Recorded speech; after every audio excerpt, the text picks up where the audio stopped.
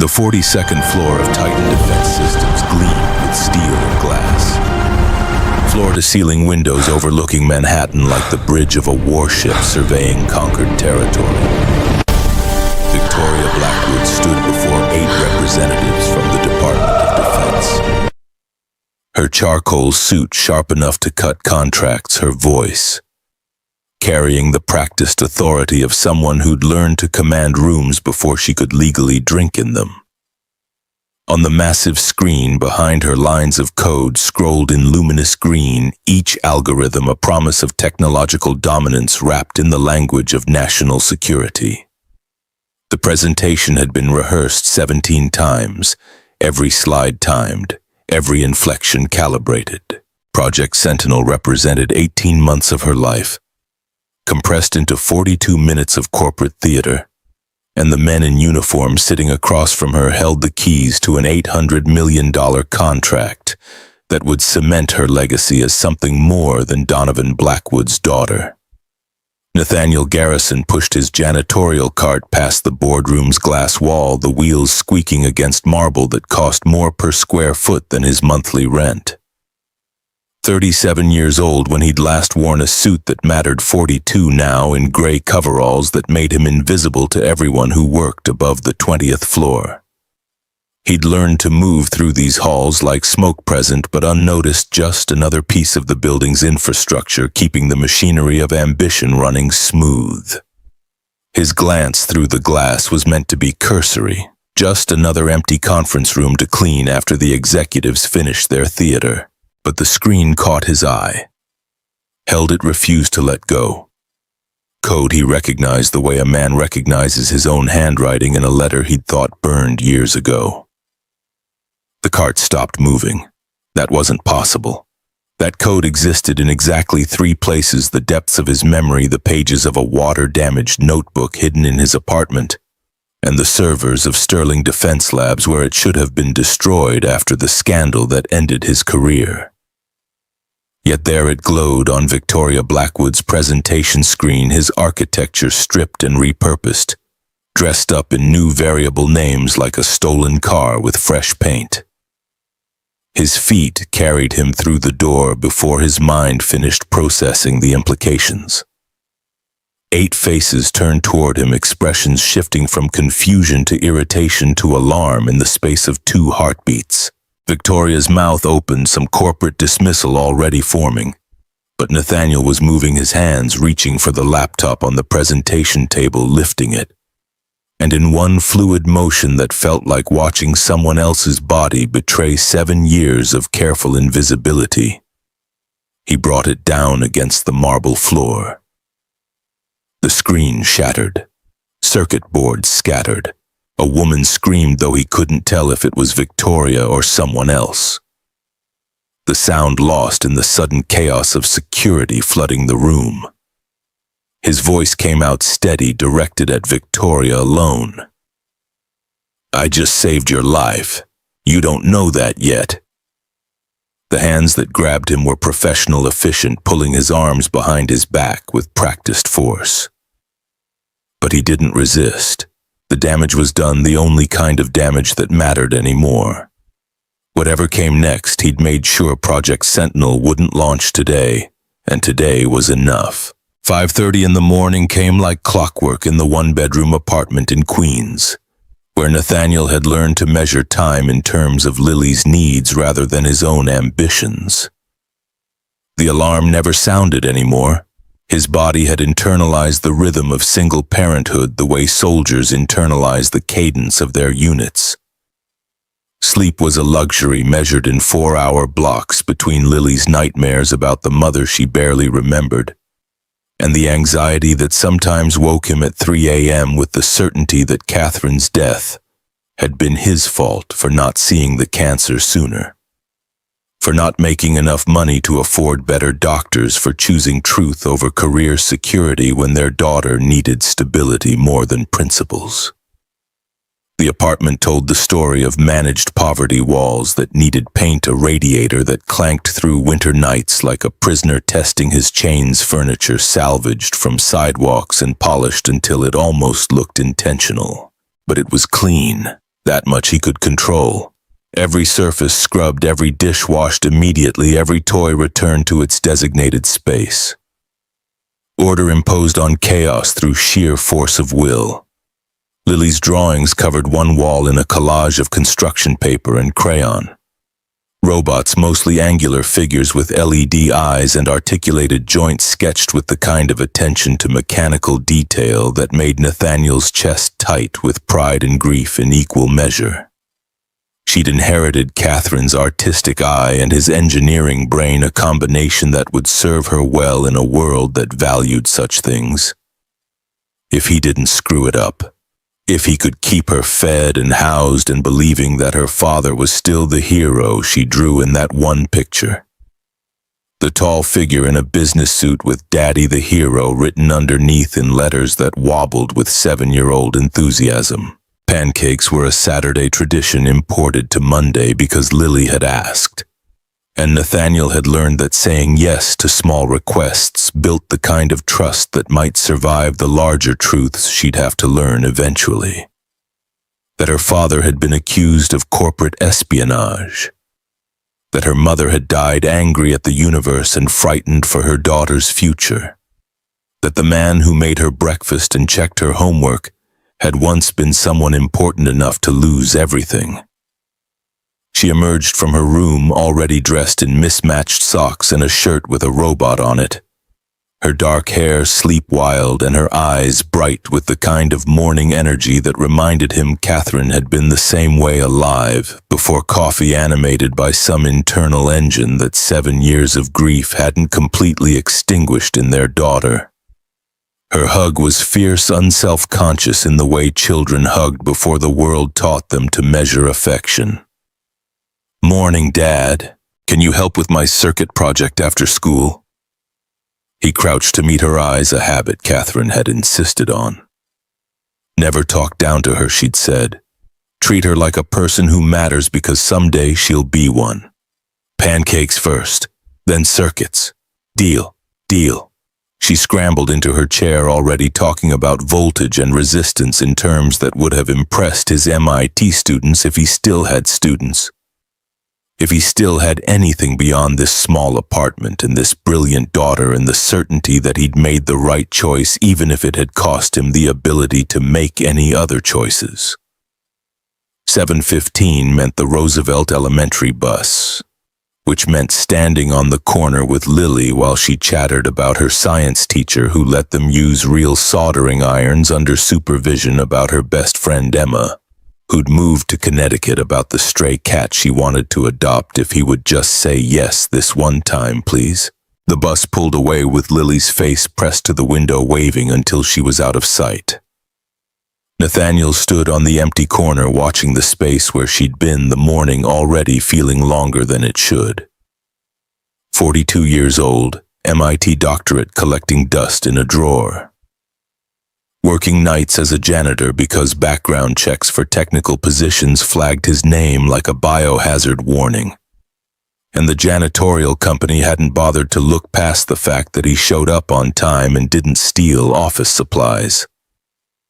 Mrs. Patricia O'Brien emerged from her corner store with a bag of yesterday's bagels she always saved for him. Her Irish accent still thick after 40 years in New York. "You're looking tired, Nate. Rough night." Just the usual. He accepted the bagels, knowing she needed to give them more than he needed to take them. "Thanks for watching Lily tonight. I owe you." "You owe me nothing. That girl's a treasure." Patricia's eyes held the kind of knowing that came from raising 5 children as a widow. "You're doing fine by her. Don't let the bastards tell you different." He wanted to believe her. Most days he almost did. 4:45 in the morning painted Victoria Blackwood's penthouse. In the kind of gray light that made Manhattan look fragile, all those towers of glass and ambition revealed as temporary structures built on the same bedrock that had watched empires rise and collapse for centuries. She woke without an alarm because sleep had become a negotiation with anxiety, 4 hours of unconsciousness purchased at the cost of exhaustion deep enough to override the mental catalog of problems demanding her attention. The peloton waited like a priest in a confessional, ready to absolve the sins of ambition through controlled suffering. 6 miles before breakfast, overnight reports from the London office streaming across the screen while her legs burned and her heart rate climbed into zones her personal trainer called optimal and she called survivable. Revenue up 18% quarter over quarter. Sentinel contract awaiting final Pentagon approval. Stock price holding steady despite the tech sector's broader volatility, numbers she could control, unlike everything else. The photograph on her desk was professionally framed silver, expensive in the way things were expensive when you needed to prove you valued them. Donovan Blackwood in his dress uniform, 4 stars gleaming, standing beside Victoria on her MIT graduation day with his hand on her shoulder and pride in his eyes that she'd spent the next decade trying to live up to. 2 years since the stroke had taken him mid-sentence during a board meeting. His body collapsing like a building losing its foundation, and she'd been the one to find him to hold his hand, while the paramedics worked to watch the light go out behind eyes that had taught her everything about leadership except how to fill the space he'd left behind. The CEO position had been hers within 6 months. Youngest in company history. Her father's daughter ascending to his throne with the board's blessing and their skepticism, every decision she made measured against the legend of Donovan Blackwood's 30-year reign. She'd learned to be ruthless because kindness was interpreted as weakness. Learned to trust numbers because people always disappointed. Learned to keep everyone at arm's length because intimacy was leverage someone could use against you. Her phone buzzed with a message from Dominic Cross, her CTO, and the closest thing she had to a friend in the building, though she was self-aware enough to know that friendship between a CEO and her direct reports was mostly fiction. "Morning, boss. Today's the day. Pentagon's ready to sign." She typed back, "Don't disappoint me." His response was immediate. "Never have, never will." Victoria stared at those words longer than they deserved, trying to identify the discomfort they triggered. Dominic had been flawless in his 3 years at Titan. Brilliant, charming, politically astute in ways that made corporate navigation look effortless. He'd proposed Project Sentinel, championed it through the development cycle, and delivered exactly what he'd promised: a revolutionary AI system that would make Titan Defense the dominant player in military cybersecurity. So why did his certainty feel like a red flag she couldn't articulate? The memory arrived unbidden, sharp-edged from 7 years of suppression.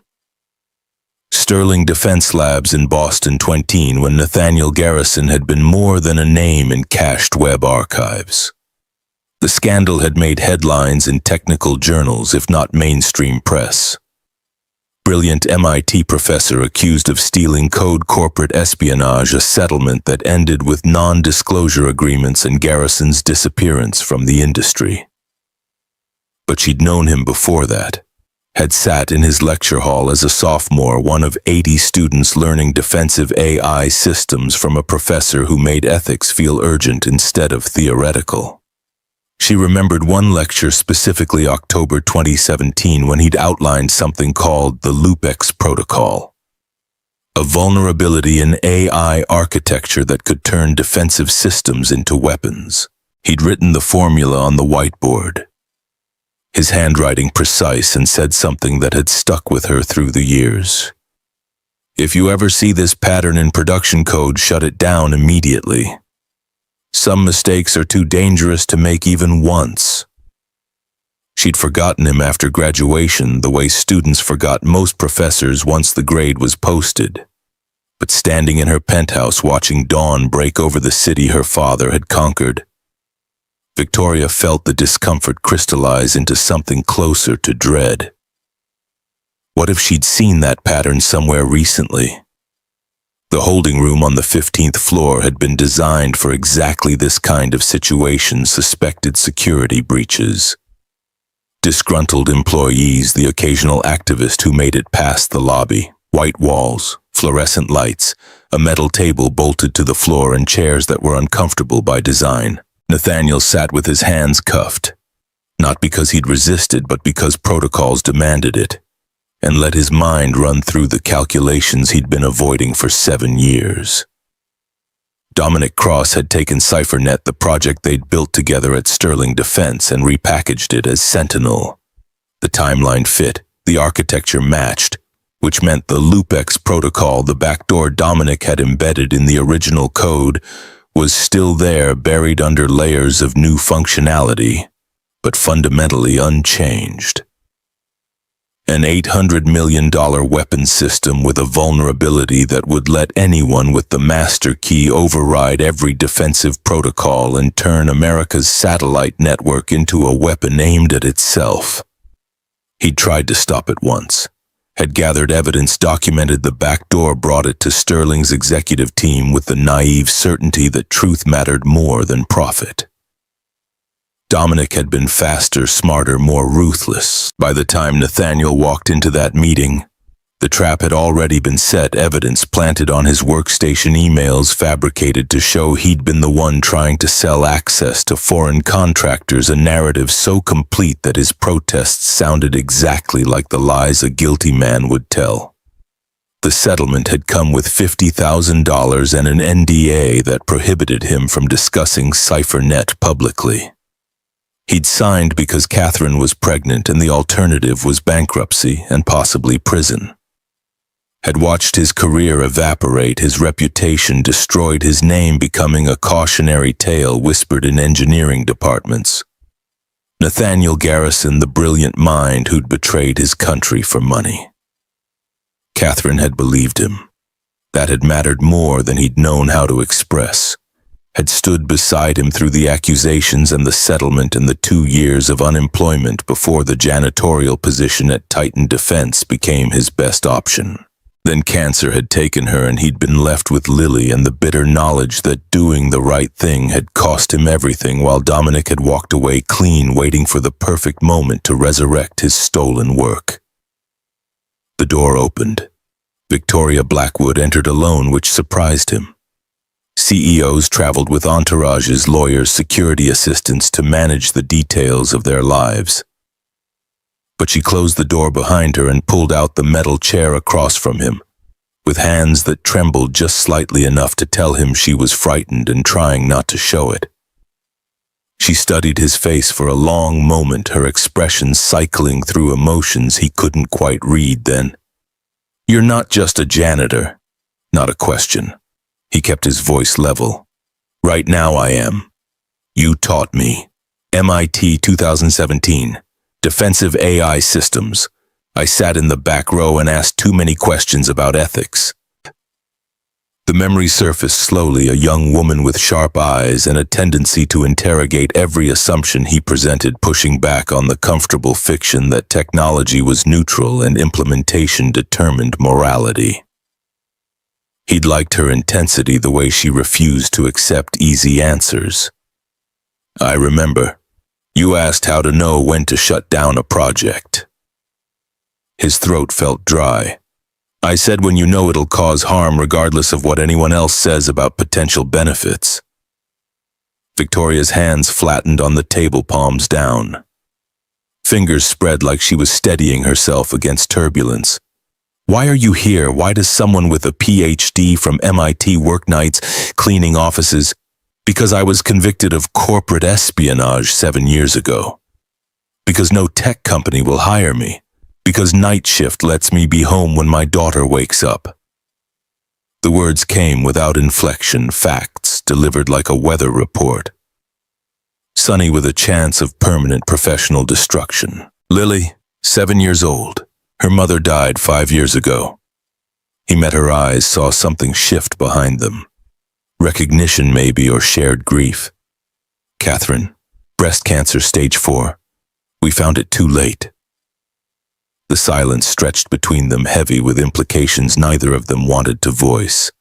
Finally, Victoria said, "You destroyed my laptop because you saw something on the screen." "I saw code I wrote 7 years ago. Code that Dominic Cross stole. Code with a backdoor that will let anyone with the master key control 500 military satellites, including missile defense systems." He leaned forward, chains rattling. "If Sentinel deploys, whoever has that key can shut down America's defenses in under 30 seconds. Victoria's face had gone pale. "Dominic has worked for me for 3 years. He's the most trusted executive I have." 7 years ago, I trusted him too, until I found emails showing he was selling access to CipherNet. I reported it. He destroyed me instead. Nathaniel watched her process this, saw the calculations running behind her eyes. He's done this before, he's doing it again, and this time the stakes are exponentially higher. She stood abruptly, paced to the wall and back energy that needed somewhere to go. "Why should I believe you, a janitor with a criminal record, over my CTO?" "Because you remember my lecture on Lupex protocol. And because if you check Sentinel's code, you'll find that exact pattern embedded in 47 different files." He kept his voice steady despite the fear climbing his spine. "I'm not asking you to trust me. I'm asking you to verify what I'm telling you before you hand the Pentagon a weapon they don't know can be turned against them." Victoria's hand went to her throat, fingers touching the delicate gold chain there like a talisman. He recognized the gesture. Her father had worn his medals the same way, touching them when decisions got hard. She was Donovan Blackwood's daughter in that moment, caught between loyalty to her people and responsibility to something larger. When she spoke, her voice carried a different quality, stripped of corporate authority and reduced to something more human. "If I give you access to Sentinel's code, if I let you prove what you're claiming, what do you want in exchange?" "Nothing for myself. Protection for Lily if this goes wrong. If Dominic realizes what we're doing, he won't hesitate to threaten the one thing I can't lose." Victoria nodded slowly. "Lab 7. Midnight tomorrow. I'll arrange access, and Nathaniel..." She paused at the door. "If you're lying, if this is some elaborate revenge scheme, I will bury you so deep you'll never see daylight again." "I know, but I'm not lying." He met her eyes. "And you already know that, or you wouldn't be considering this." She left without responding, but the door closing behind her sounded less like an ending and more like the first move in a game neither of them knew how to win. The tech team's report arrived on Victoria's desk at 6 p.m. after she'd spent 3 hours in meetings that felt like performance art, her mind only half present, while the rest chased implications she couldn't afford to voice. The laptop's solid-state drive had survived the impact data extracted and analyzed by engineers who'd had no idea what they were really looking at. Dr. Margaret Sullivan arrived with the findings, her 58 years and 3 decades at Titan Defense, giving her the authority to close the door without asking.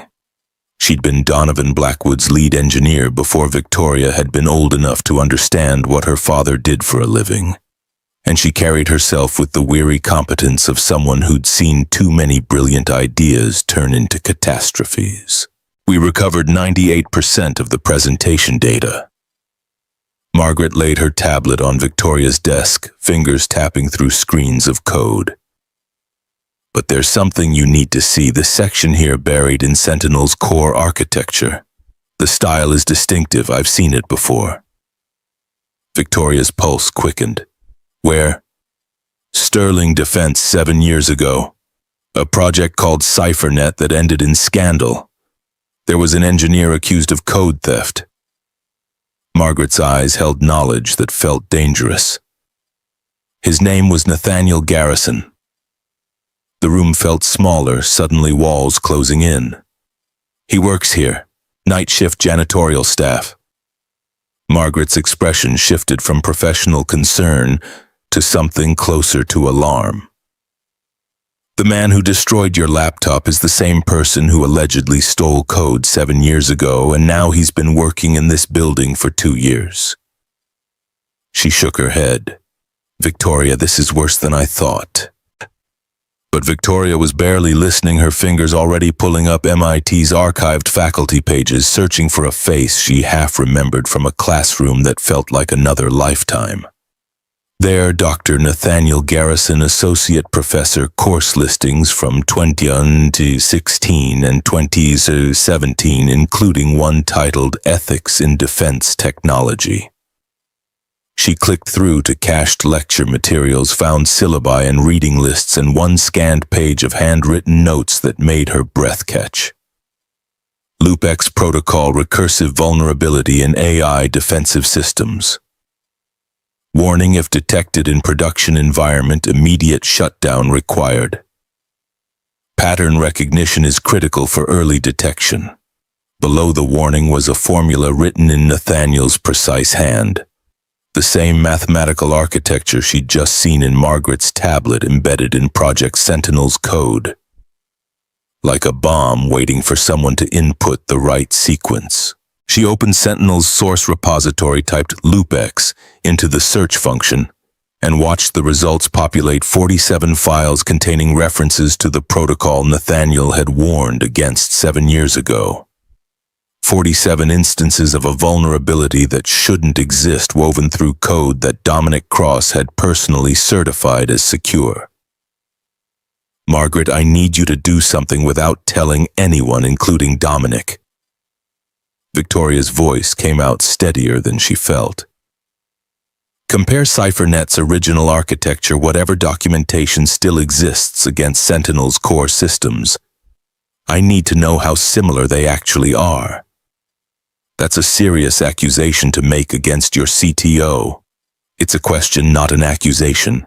Can you do it quietly? Margaret studied her for a long moment, then nodded. I'll need 48 hours. You have 24. Midnight in Queens carried a different quality than midnight in Manhattan, less about possibility and more about survival. The streets were quieter here, fewer people with somewhere important to be. Just shift workers and insomniacs and the occasional police cruiser maintaining the fiction of safety through presence. Victoria's Mercedes looked obscene, parked among the Hondas and Toyotas, chrome and leather, announcing wealth in a neighborhood where wealth meant not worrying about next month's rent. She'd driven herself, dismissing her security detail with instructions that would probably cost her a lecture from her head of protection, but which felt necessary for reasons she couldn't articulate. This conversation needed to happen away from cameras and corporate protocols, in the kind of space where truth had room to breathe. The building was exactly what she'd expected, worn but maintained stairs that creaked, hallways that smelled like cooking from a dozen different cultures. 3rd floor apartment 3B. And her knock was answered so quickly she suspected Nathaniel had been waiting by the door. He looked different without the gray coveralls, wearing jeans and a faded MIT t-shirt that had probably been black once before countless washings faded it to charcoal.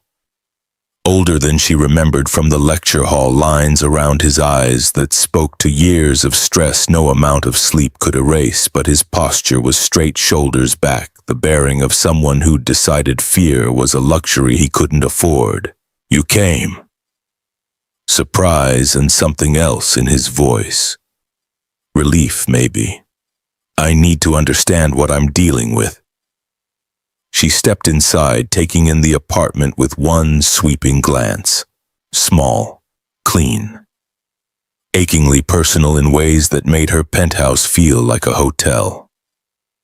Children's drawings covered the walls, robots and rockets rendered in crayon with the kind of careful attention that suggested a mind already grappling with complex systems. Your daughter's work. Lily has her mother's artistic eye and my engineering brain. Dangerous combination. He closed the door, gestured toward a worn couch that looked salvaged but well-maintained. Mrs. O'Brien next door is watching her. We can talk. A young voice called from the kitchen. "Dad, is that the lady from the elevator?" Victoria froze. The girl who emerged was 7 years old in that way that meant she'd be 8 soon, all limbs and energy and dark eyes that held Catherine's ghost if the photograph on the mantel was accurate. She wore pajamas with robots on them and carried what looked like a half-finished circuit board, wires trailing like tentacles. Her smile was unself-conscious, delighted. "You're the lady who said she only knows how to fix broken contracts. Did you ever learn about robots?" The question caught Victoria off guard, piercing through layers of corporate armor to hit something softer underneath. She crouched down, meeting Lily's eyes the way she'd watched her father meet soldiers' eyes, person to person without the weight of rank. "You know what I think sometimes fixing the important broken things teaches you how to fix everything else." Lily considered this seriously, then nodded. "That makes sense. Dad says everything's connected if you look at the system, right?" Mrs. Patricia O'Brien appeared in the kitchen doorway, wiping her hands on a dish towel, her expression knowing in the way of women who'd raised children and seen every variation of human drama. "I'll take Miss Lily back to my place for a bit. Give you two some time to talk."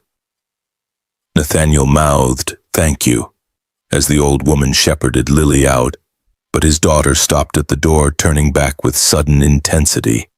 "You're going to help my dad, right? He's really good at fixing things even when people say they're broken forever." Victoria's throat tightened unexpectedly. "I'm going to try." When they were alone, Nathaniel moved to a bookshelf and retrieved a leather-bound notebook. Its edges burned black and pages water-stained, like it had survived a fire and a flood in sequence. He laid it on the coffee table between them with the reverence people usually reserved for religious texts.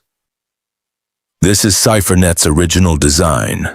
I saved it when Sterling Defense fired me, hid it from the settlement negotiations because I knew someday someone would need proof of what Dominic had done." His fingers traced the burned edge. "House fire 2 years ago, electrical fault in the building's wiring.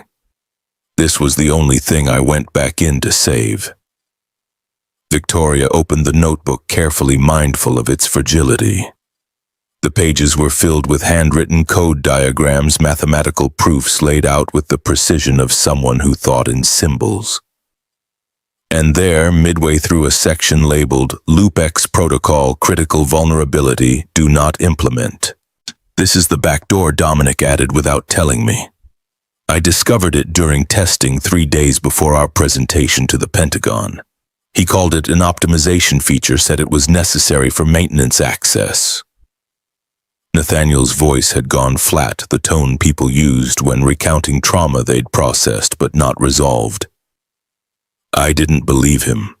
Ran deeper analysis and found emails proving he'd already negotiated a sale to foreign contractors. $15 million for the master key once CipherNet deployed.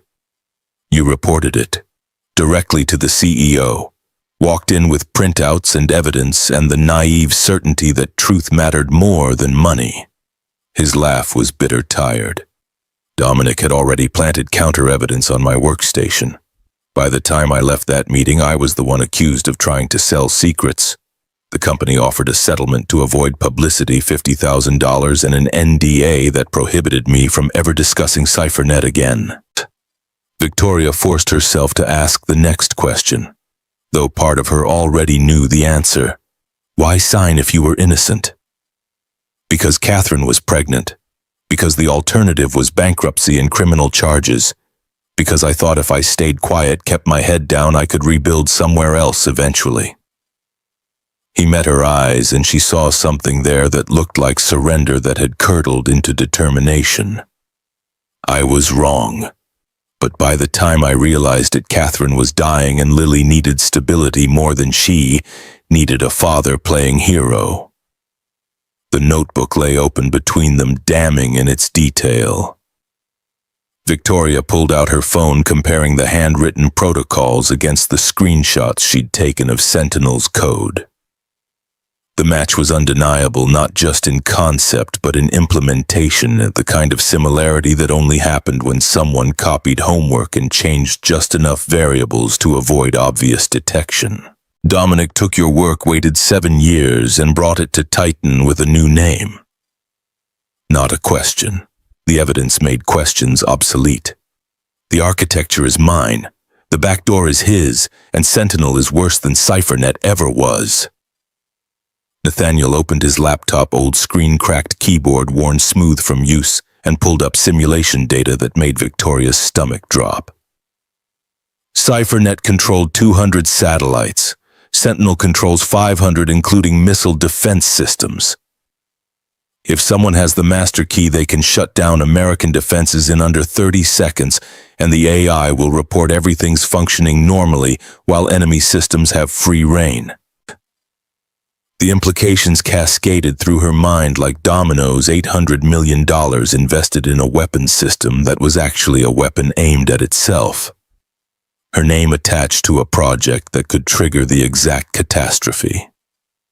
It was designed to prevent Dominic Cross sitting in her C-suite orchestrating the whole thing with the same patient competence he'd shown her for 3 years. She'd trusted him, had believed his brilliance was genuine rather than parasitic, had let him guide strategic decisions because his track record was flawless and his confidence absolute. How many other decisions had he influenced? How many other systems at Titan Defense might be compromised by code she hadn't personally verified? I need you to help me audit Sentinel completely, every line, every function, every embedded protocol. Her hands were shaking now, adrenaline and fear mixing into something that felt like clarity. If you're right, we shut it down. If you're wrong, I'm not wrong. But yes, I'll help. Nathaniel closed the laptop. One condition: if Dominic realizes what we're doing, if he comes after me again, you protect Lily. She's 7 years old. She's already lost her mother. I won't let my mistakes cost her everything else. Victoria thought about her father, about the weight of legacy and the price of moral certainty. Donovan Blackwood had taught her that leadership meant making hard choices. But he'd never explained what to do when every choice looked like walking into fire. She extended her hand across the coffee table, formal in a way that felt important. I promise, whatever happens, Lily will be safe. His handshake was firm, calloused from physical labor, and holding it made Victoria aware of how soft her own hands had become, manicured and moisturized and utterly unprepared for the work ahead. As she drove back to Manhattan, the city lights blurring through her windshield, Victoria didn't notice the black sedan parked 3 cars behind her building's entrance windows. Tinted dark engine idling. Inside, Dominic Cross lowered his phone, the photographs he'd taken clear enough to show Victoria entering and leaving Nathaniel Garrison's apartment building. His smile was cold, calculated, the expression of someone who'd played this game before and knew exactly how it ended. He sent a single text message to his assistant. Schedule emergency board meeting, security breach, tomorrow 2 p.m. Then he deleted the message, encrypted the photos, and drove home through streets that carried his secrets like the city carried everyone's secrets, buried but never quite forgotten. Waiting for the right pressure to force them back to the surface. Lab 7 occupied an entire floor of Titan Defense that had been abandoned 3 years ago when the company pivoted from hardware development to pure software, the kind of corporate evolution that left behind expensive equipment and empty rooms like archaeological strata marking extinctions. The lights still worked. The workstation still booted, but dust covered everything, and the whiteboard held equations from projects nobody remembered anymore, ghosts of innovation that hadn't quite worked. Nathaniel arrived first, 20 minutes early, because punctuality had been drilled into him at MIT, and 7 years of janitorial work hadn't erased the habit. He set up 2 workstations side by side, positioning the monitors for collaborative work, his movements economical from years of making do with whatever space he could find.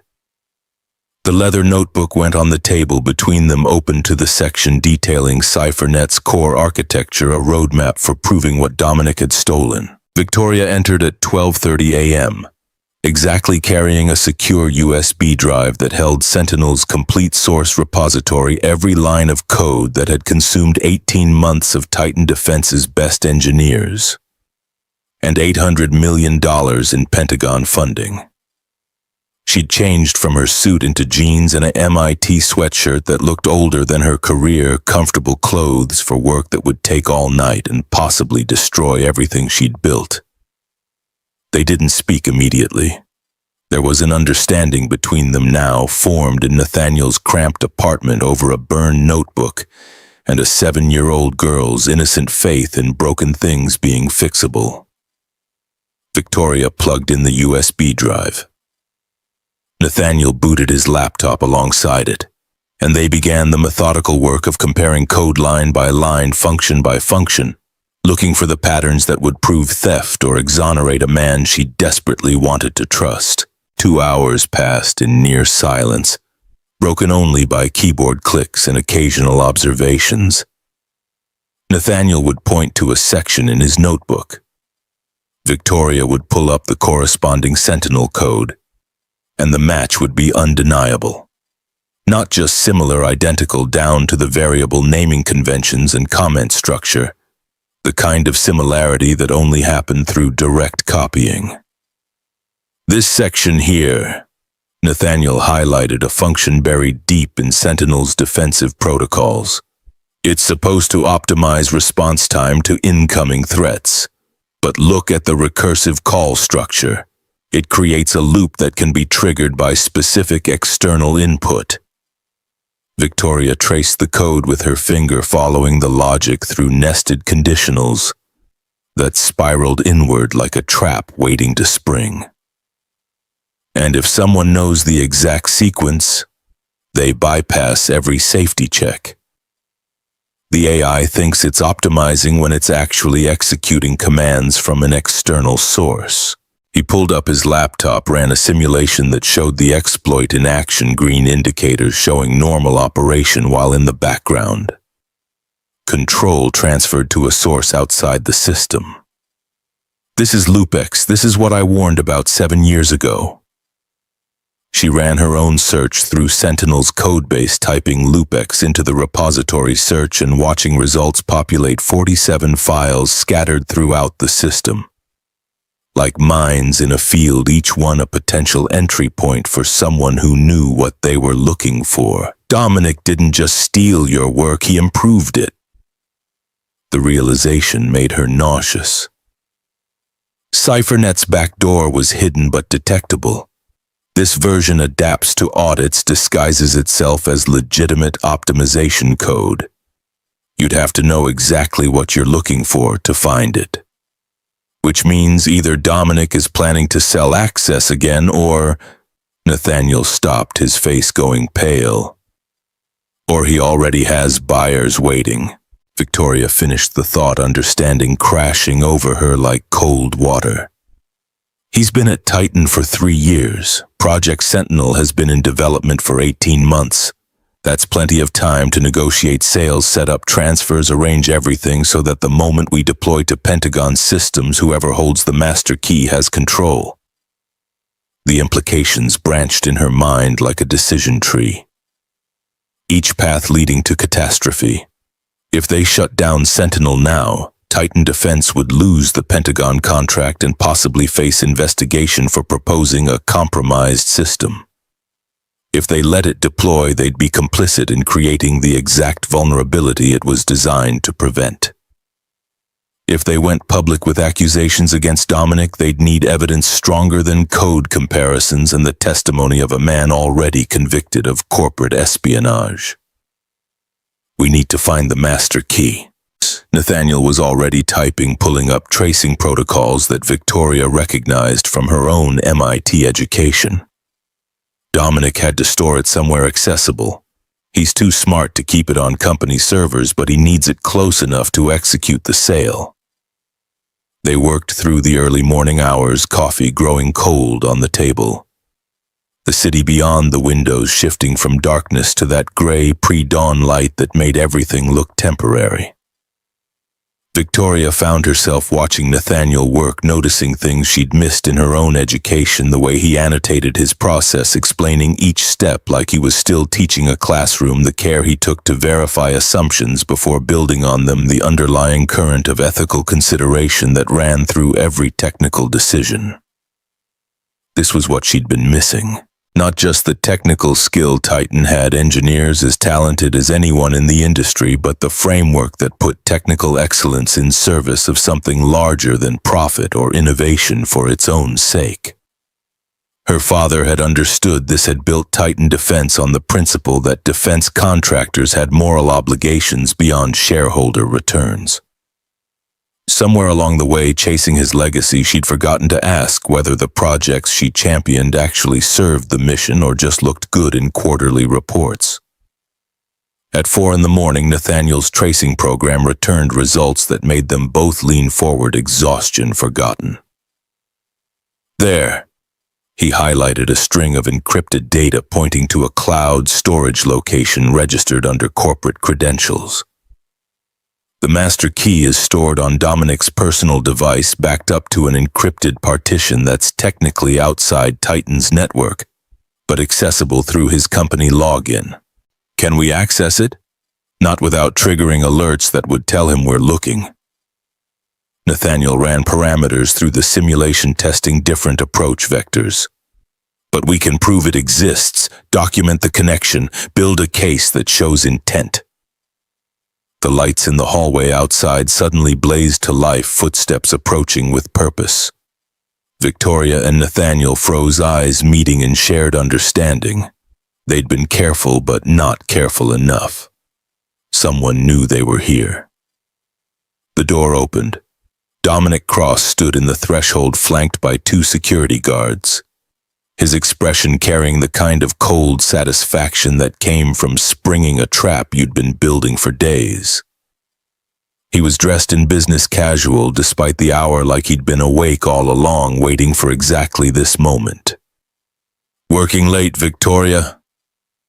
His voice was pleasant, conversational, the tone of someone who'd already won. "And with our friend Nathaniel?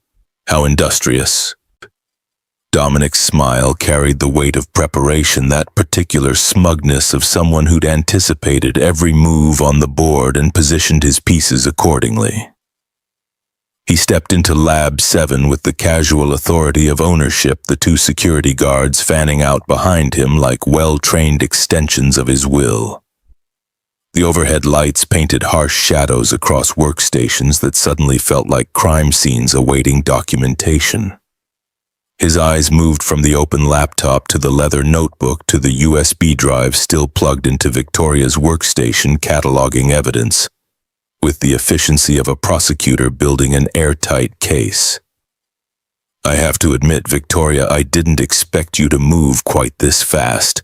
24 hours from smashed laptop to midnight conspiracy. That's impressive operational security, almost impressive enough."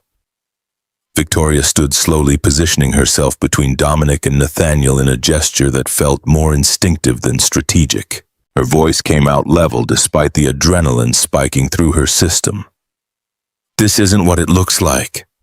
Really, because it looks like my CEO is colluding with a convicted corporate spy to access classified code without proper authorization." Dominic pulled out his phone, tapping through screens with practiced ease. "Protocol 7B is very clear. Any access to source repositories requires CTO approval in writing. You violated company security policy, Victoria.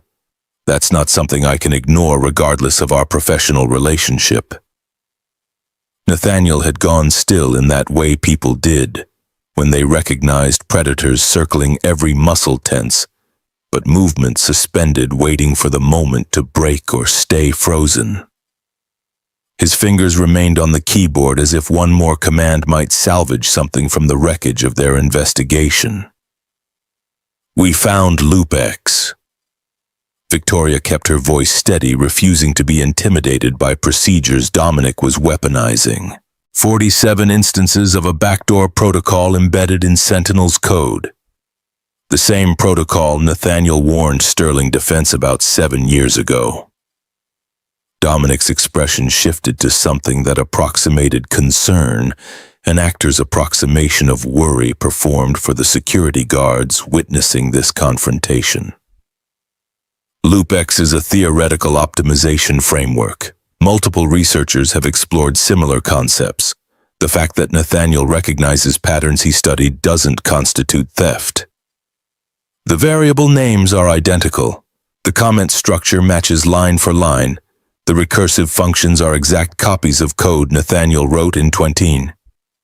Victoria gestured at the workstation where comparisons still glowed on the screen. This isn't convergent evolution, this is plagiarism. Interesting theory. Except Nathaniel Garrison was convicted of stealing code from Sterling Defense 7 years ago. His credibility as a witness is, shall we say, compromised.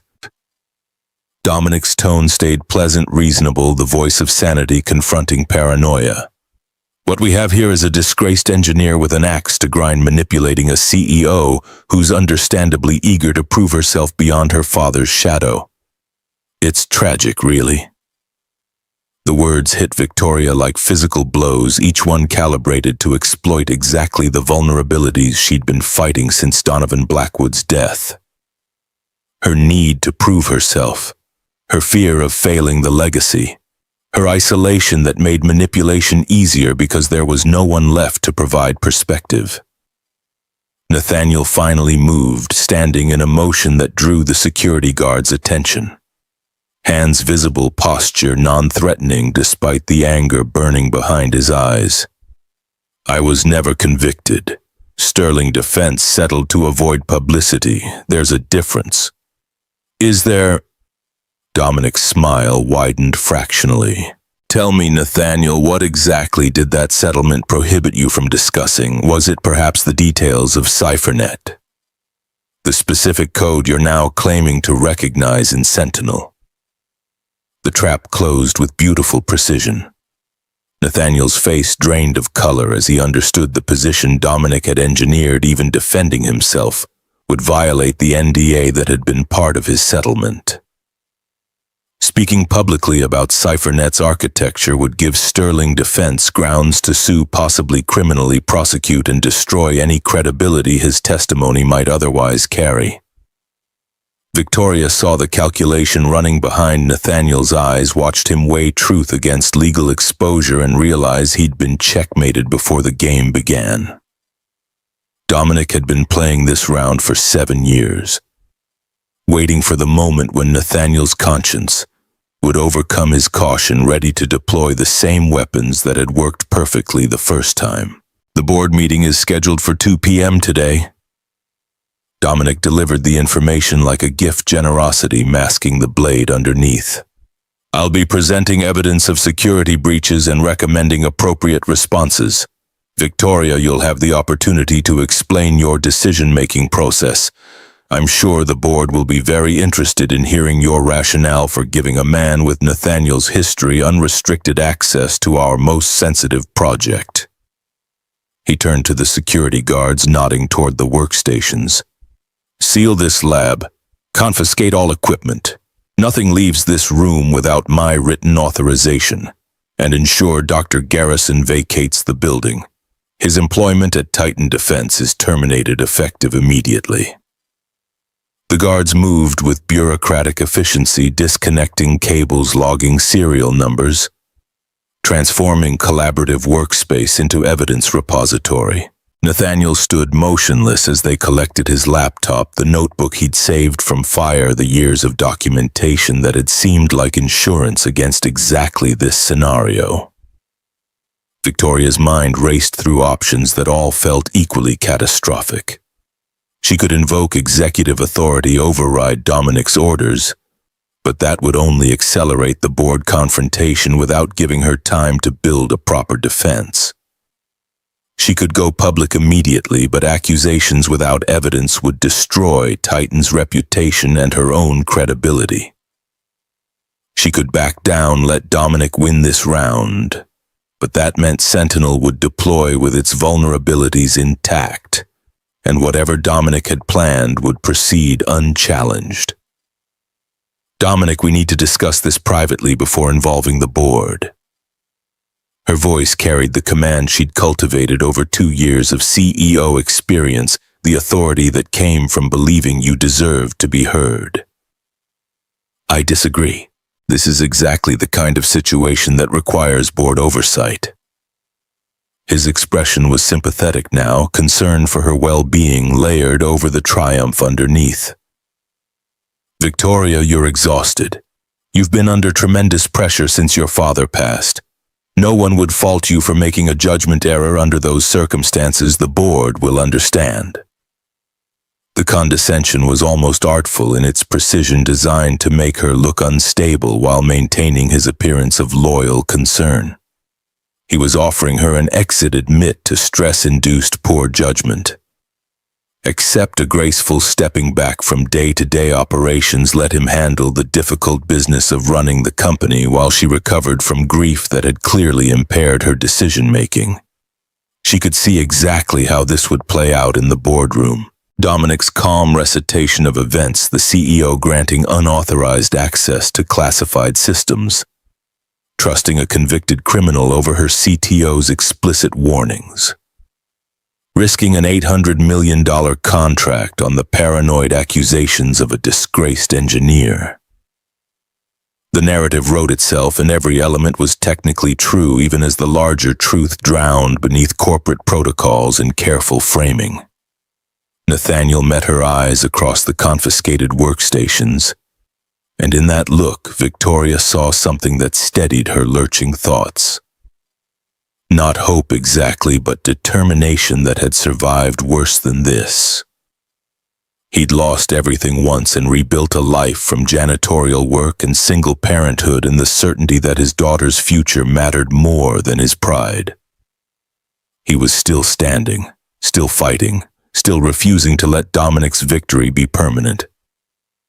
"I'll be at that board meeting." Victoria's words came out harder than intended, shaped by anger she didn't bother to mask.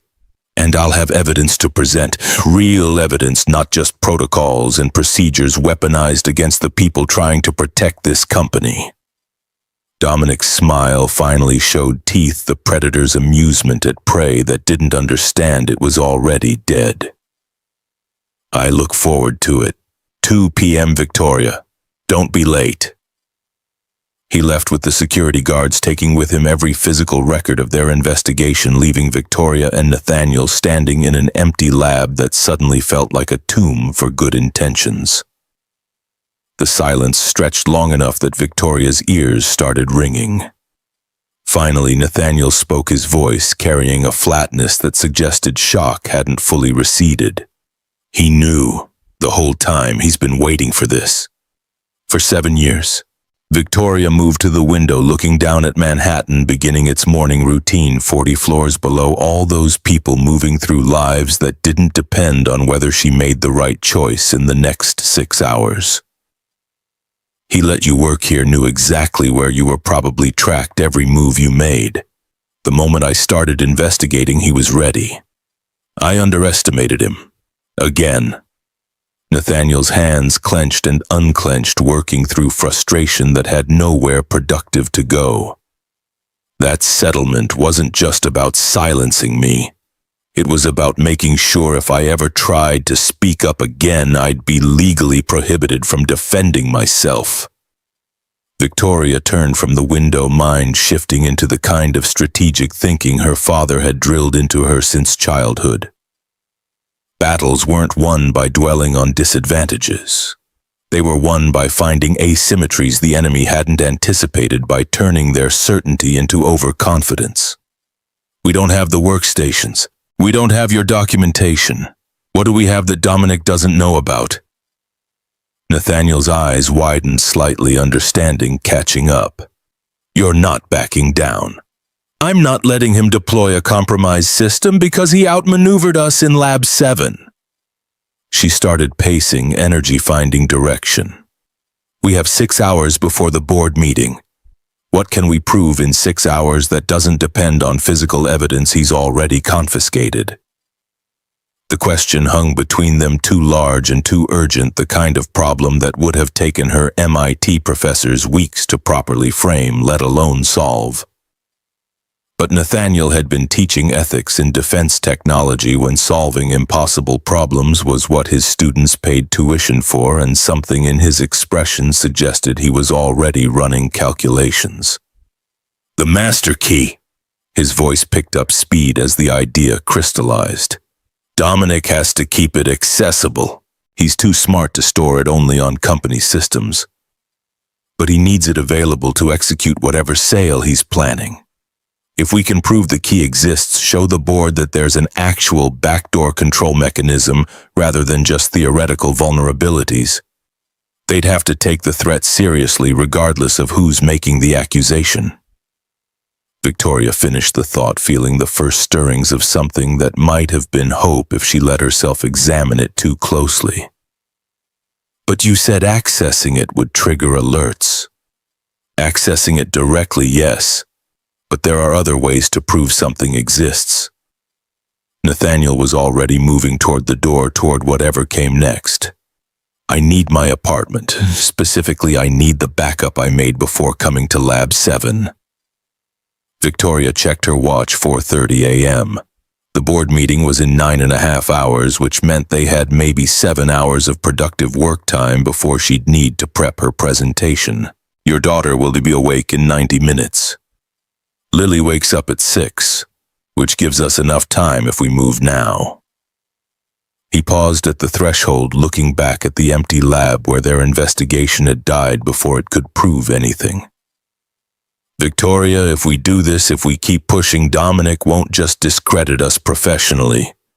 He'll come after everything I have left, my custody of Lily, my ability to work anywhere. He'll make sure I'm not just unemployed, but unemployable, possibly facing criminal charges for violating the NDA. I know.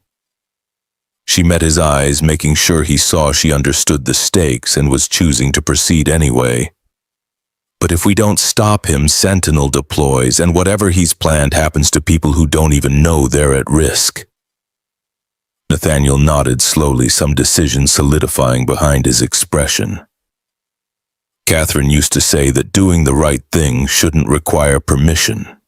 You just do it and deal with consequences after. His smile was sad, remembering someone who'd believed in him when no one else did. I'm not letting her be wrong about that.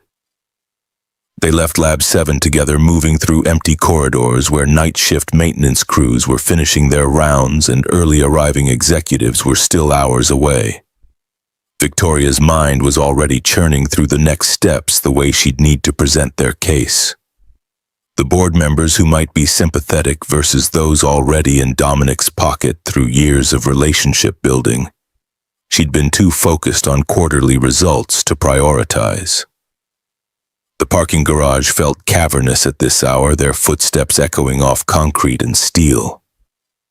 Victoria's Mercedes sat alone in the executive section, chrome and leather, looking out of place next to empty yellow lines stretching into shadow.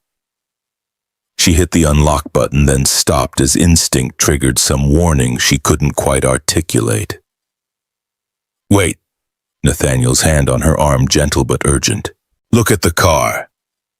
She followed his gaze, scanning the Mercedes for whatever had caught his attention. Their driver's side rear tire sitting lower than it should, rubber pressed against pavement in a way that suggested air loss rather than just weight distribution. They circled the vehicle slowly. All 4 tires were flat, not blown, but deflated with enough precision that it had to be deliberate. No visible damage to the car itself, no broken windows or scratched paint. Just enough sabotage to strand them here without being obviously criminal. He's escalating. Nathaniel's voice was quiet, controlled, but Victoria heard the fear underneath. This is a message. He wants us to know he can reach us anywhere, that there's no move we can make he hasn't already anticipated. Victoria pulled out her phone, fingers hovering over the call function, running through options. Building security would take an hour to respond at this hour, and calling them would mean explaining why they'd been in Lab 7 at 4 a.m.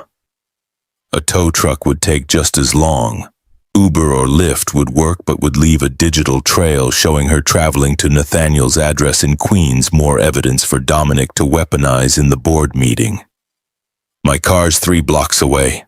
Nathaniel was already moving toward the garage exit. Old Honda I bought after Catherine died. It's not much, but it runs. They walked through streets that were transitioning from night to morning, the city's metabolism shifting gears as delivery trucks began their routes and early commuters emerged from subway stations. Victoria felt exposed in ways she hadn't experienced in years, all her usual insulation stripped away. No driver, no security detail, no executive authority to smooth interactions with a world that didn't care about quarterly earnings or corporate hierarchies. Nathaniel's Honda was exactly what she'd expected, 15 years old. Faded blue paint passenger door that required specific jiggling to open properly. The interior smelled like coffee and crayons, a child's car seat and back, surrounded by library books about robotics and engineering. This was the vehicle of someone who'd been stripped down to essentials and found a way to keep moving anyway. The drive to Queens took 40 minutes through traffic that was already building bridges and tunnels, filling with people heading into Manhattan to feed the machine that had chewed Nathaniel up and was currently digesting Victoria's career in real time. She watched the city slide past the window, all those buildings that had seemed like monuments to achievement, reframed as temporary constructions built on sand foundations. Nothing permanent about them except the certainty that they'd eventually collapse. "You're thinking about your father." Nathaniel's observation cut through her spiral with uncomfortable accuracy. He built Titan Defense from nothing. 40 years of work, and I'm going to lose it in a board meeting because I trusted the wrong person. Victoria kept her eyes on the passing buildings, not ready to face the sympathy she'd see in Nathaniel's expression. He told me once that the hardest part of leadership was accepting that you'd make mistakes that cost other people everything. I thought I understood. I didn't. Donovan Blackwood also taught ethics at West Point. I read his lectures when I was developing my own curriculum. Nathaniel navigated around a delivery truck, the Honda's engine laboring slightly at the acceleration. He had this line about integrity being the thing you couldn't afford to lose no matter what else you sacrificed. You're living that right now. Easy to say when you're not the one sacrificing. The words came out harsher than she intended, shaped by exhaustion and fear she was trying not to examine. I lost my career, my reputation, and my wife.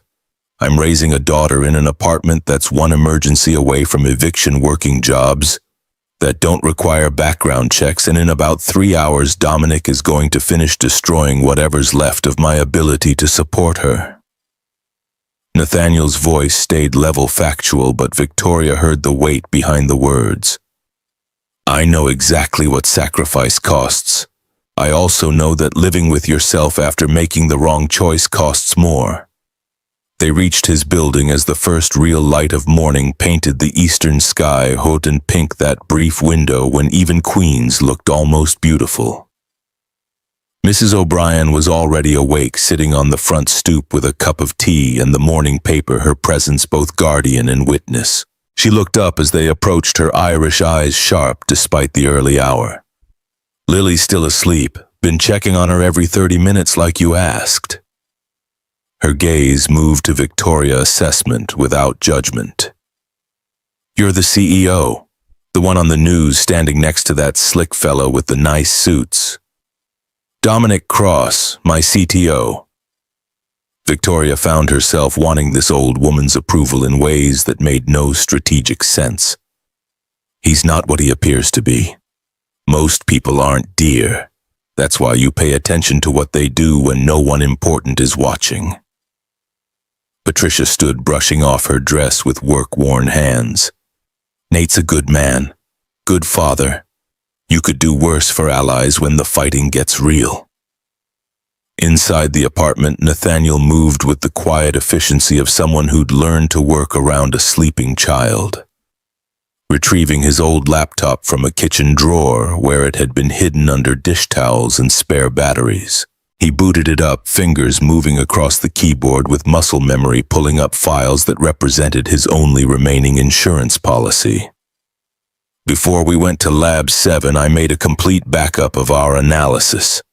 Everything we documented about the code comparison, the loopx instances, the tracing we'd done on the master key location. He pulled up a directory tree that branched into dozens of subdirectories, gigabytes of evidence. Dominic has the physical hardware, but he doesn't have this, and this is enough to build a presentation that shows the board what we found. Victoria pulled up a chair, looking at the screen with fresh eyes.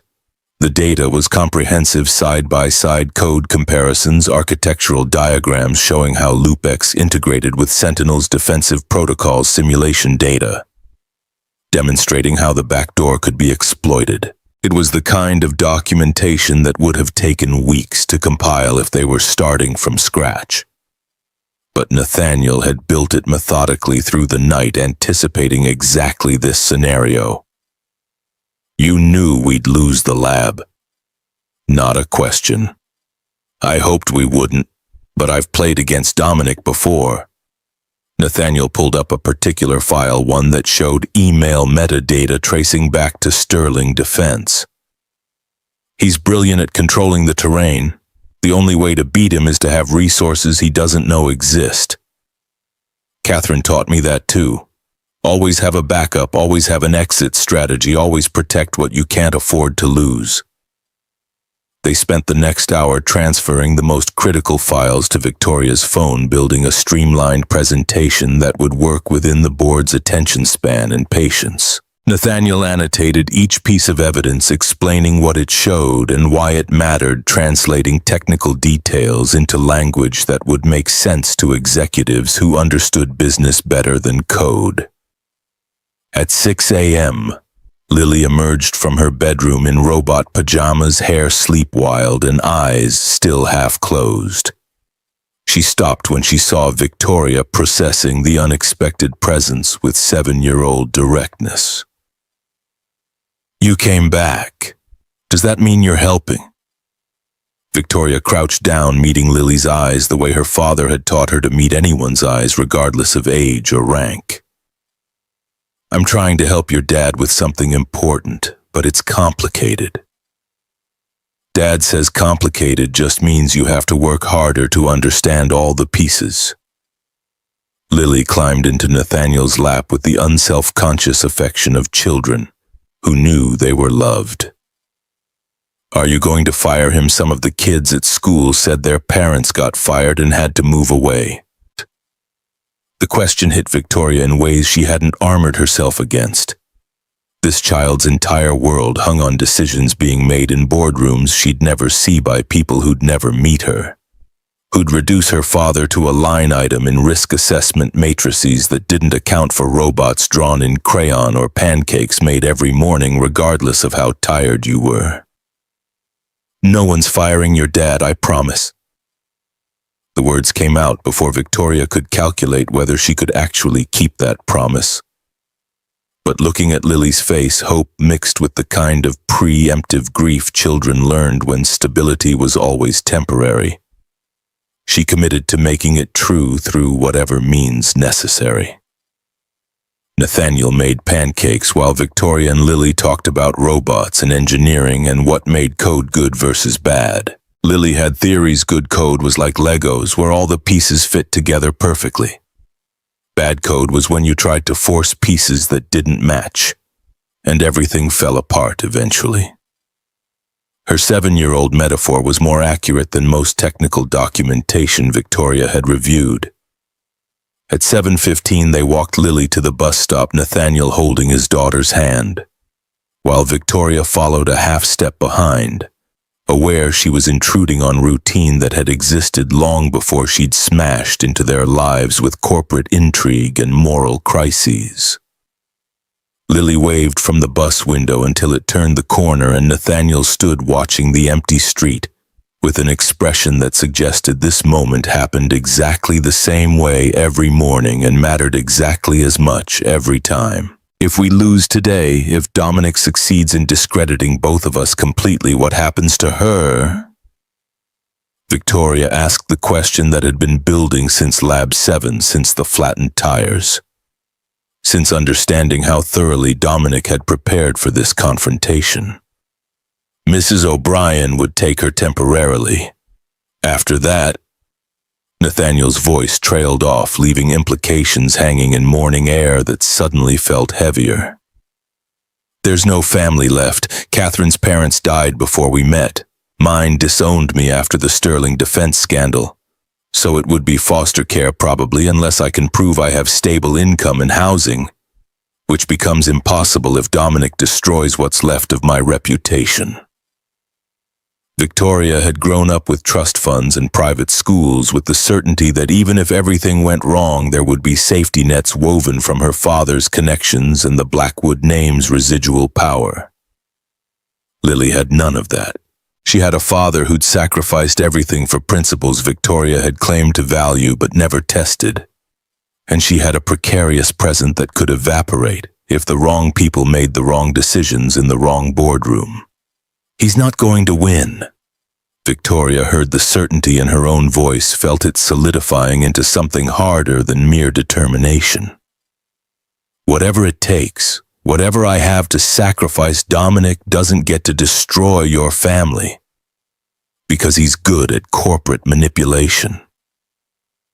They returned to the apartment, spreading their evidence across every flat surface building and rebuilding the presentation that would have to convince 7 board members that their CTO was not just wrong, but actively malicious. The documentation was solid, the code comparisons undeniable, but Victoria kept circling back to the same problem. Why would the board believe a CEO they'd been skeptical of from her first day versus a CTO who'd never given them reason to doubt at 9 a.m.? Victoria's phone rang. The caller ID showed Harrison Matthews, chair of Titan Defense's board and her father's closest friend for 30 years.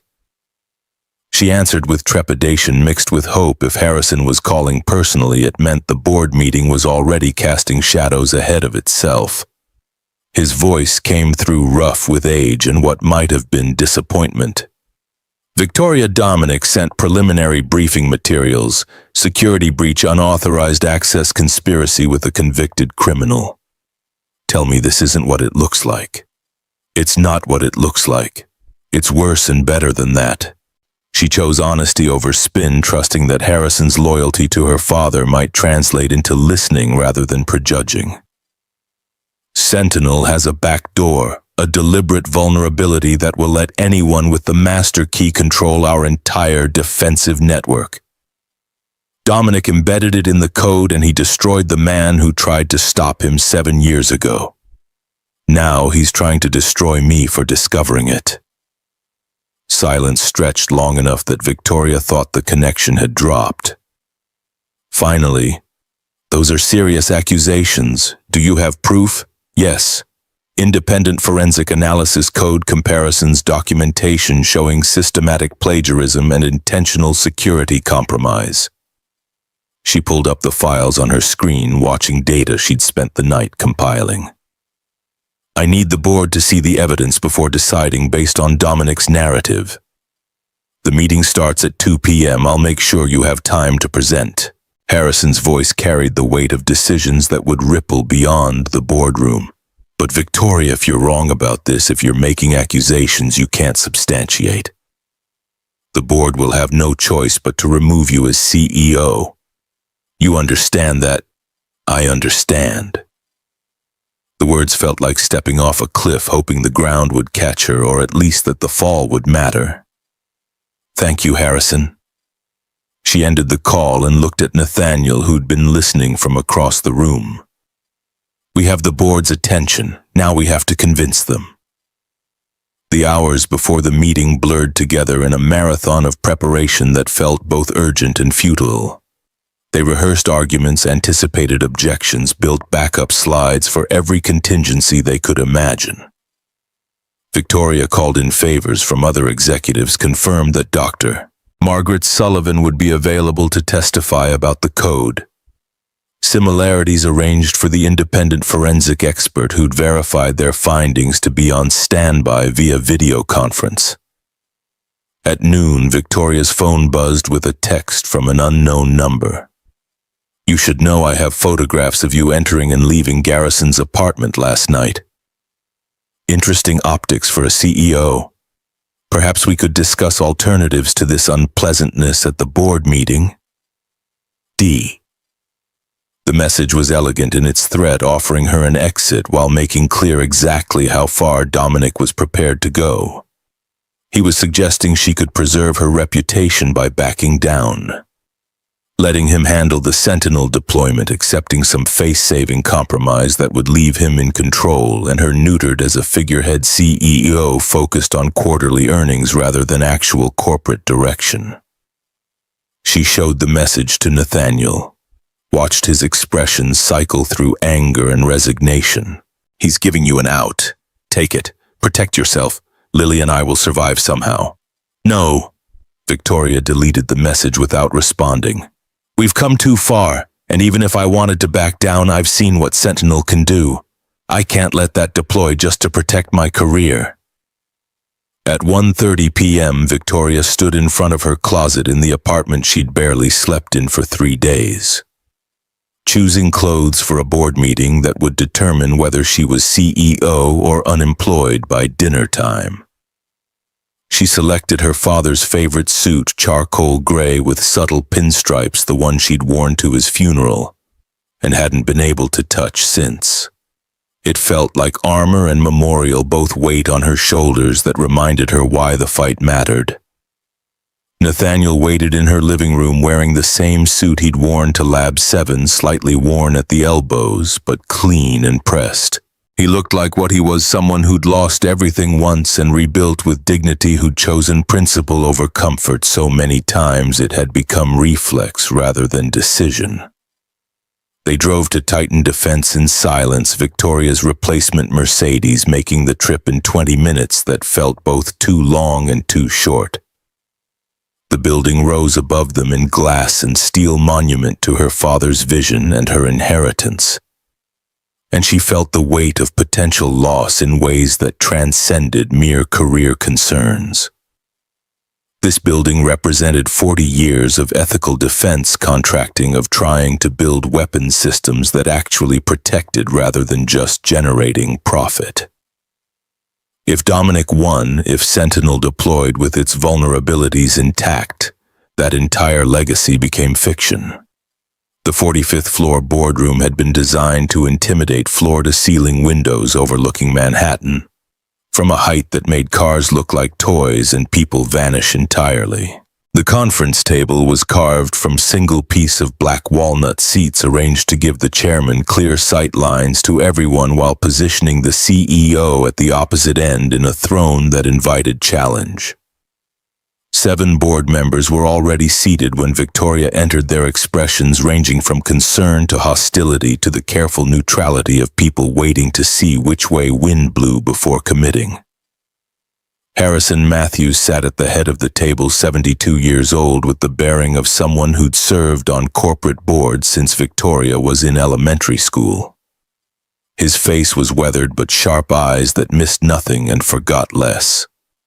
He'd been her father's best friend, had voted to make her CEO over stronger candidates with more experience, and now looked like he was regretting that decision with every fiber of professional judgment he'd cultivated over 5 decades. Dominic Cross sat to Harrison's right, the power position, his laptop open and presentation ready. He looked composed, concerned, the picture of responsible leadership dealing with unfortunate circumstances. When his eyes met Victoria's, she saw triumph barely masked by appropriate gravity. Harrison called the meeting to order with formal precision. "We're here to address serious allegations regarding security breaches and unauthorized access to classified systems. Dominic, you called this meeting. Present your case." Dominic stood smoothly commanding the room with practiced ease. His presentation appeared on the screen behind him, security camera footage from Lab 7 timestamps showing Victoria and Nathaniel working through the night access logs, proving they'd retrieved Sentinel's source code without following proper authorization protocols. Every piece of evidence was technically accurate context stripped away to create narrative of reckless CEO endangering company secrets. At approximately 12:30 a.m. CEO Victoria Blackwood granted Thomas Garrison unauthorized access to Project Sentinel's complete source repository. Mr. Garrison, as you know, was convicted of corporate espionage at Sterling Defense 7 years ago. His presence in our facility, much less accessing our most classified project, represents catastrophic security failure. Dominic's voice carried appropriate outrage mixed with sadness at having to report these facts. I believe Ms. Blackwood acted without malicious intent, but her judgment has been severely compromised by stress and grief following her father's death. This board has a fiduciary responsibility to protect Titan Defense, even when that means difficult decisions regarding leadership. Victoria watched the board members' faces, saw Dominic's narrative landing exactly as he'd intended. They were already convinced, already seeing her as unstable rather than ethical, as liability rather than leader trying to prevent catastrophe. Harrison looked at her with expression that suggested he'd already made his decision, but was extending courtesy of hearing her defense. Victoria, you'll have opportunity to respond, but first I want to understand why you gave Nathaniel Garrison access to Sentinel. What possible justification could there be? She stood feeling her father's suit around her shoulders like borrowed authority, and met Harrison's eyes with the directness Donovan Blackwood had taught her meant more than polish. Because Nathaniel discovered that Project Sentinel contains 47 instances of deliberately embedded backdoor code that will allow anyone with the master key to override our defensive systems and take control of 500 military satellites. Because this exact vulnerability was present in Sterling Defense's CipherNet project 7 years ago. And because when Nathaniel tried to report it, then Dominic Cross destroyed his career to cover up the fact that he'd created the backdoor intentionally to sell access to foreign contractors. The silence that followed was absolute, broken only by the HVAC system's whisper and the distant sound of Manhattan traffic 45 floors below. Dominic's expression shifted to something between pity and frustration, the look of someone dealing with delusion that had progressed beyond reasoning. Victoria, these are serious accusations with no evidential foundation. You're claiming I deliberately sabotaged a military defense system. That's not just wrong, it's absurd. I have evidence. Victoria pulled up her phone, connecting to the boardroom display system. Code comparisons showing 96% architectural similarity between CipherNet and Sentinel. Independent forensic analysis confirming the similarities cannot be coincidental. Documentation of the LoopX protocol that Nathaniel warned Sterling Defense about in 2017, 3 years before you joined Titan and began developing Sentinel. The screen filled with side-by-side code highlighting matching functions and variable names. She walked them through the analysis methodically, showing how Dominic had copied Nathaniel's architecture wholesale while claiming original innovation. Showed them the simulation demonstrating how the backdoor could be exploited. Pulled up the tracing data indicating the master key's existence on Dominic's personal encrypted storage. The board members leaned forward, skepticism shifting toward concern as the technical evidence accumulated. These weren't stupid people, just people who'd been prepared to believe a narrative that fit their expectations. Given actual data, their engineering backgrounds started asserting themselves. Dr. Margaret Sullivan entered at Victoria's request, presenting her own analysis that confirmed the code similarities went beyond coincidence into systematic plagiarism. She'd brought documentation from Sterling Defense's archives obtained through old contacts who remembered when Nathaniel had been respected rather than convicted, showing CipherNet's original architecture matched Sentinel's core systems in ways that couldn't be explained by convergent development. Dominic fought back skillfully, questioning Margaret's methodology, suggesting that similar approaches to similar problems naturally produced similar solutions, pointing out that Nathaniel's testimony was legally compromised by the NDA from his settlement. But cracks were showing in his composure, the smooth facade developing stress fractures as evidence accumulated beyond what spin could deflect. Victoria called in Dr. Alan Wright via video conference, the forensic expert who'd spent 18 hours analyzing the code backups and produced a report that concluded with 99% confidence that Sentinel's architecture was derived from stolen intellectual property. Wright had testified in federal cases, had credentials that transcended corporate politics, and his technical breakdown of the plagiarism was devastating in its precision. Harrison stopped the presentation, holding up one hand for silence. His face had gone grave, the expression of someone watching foundations crack. Dominic, these are serious allegations with substantial technical evidence. Do you have explanation for why Sentinel's code matches CipherNet's architecture so precisely? LoopX is a theoretical framework multiple researchers have explored. The fact that similar optimization approaches produce similar code structures is inevitable given the constraints of the problem we're solving. Dominic's voice carried strain now, polish cracking to show calculation underneath. As for Mr. Garrison's accusations, he has every incentive to discredit me. 7 years ago, he tried to steal code from Sterling Defense. When he was caught, he blamed me rather than accept responsibility. Now he's using Victoria's grief and inexperience to resurrect the same false accusations. Except we have the master key location. Nathaniel spoke for the first time, his voice cutting through Dominic's deflection with quiet certainty. You stored it on encrypted cloud storage accessible through your company credentials. We traced the connection.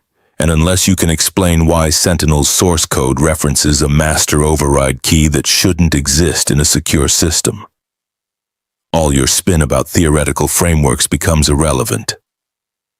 Dominic's expression froze just for a moment. But that moment told Victoria everything she needed to confirm. He'd believed the workstations confiscated from Lab 7 contained all evidence of their investigation. He'd assumed destroying the physical hardware meant destroying proof of the master key's existence. He hadn't anticipated Nathaniel's backup hadn't prepared for evidence surviving his careful evidence suppression. Show me this alleged master key location.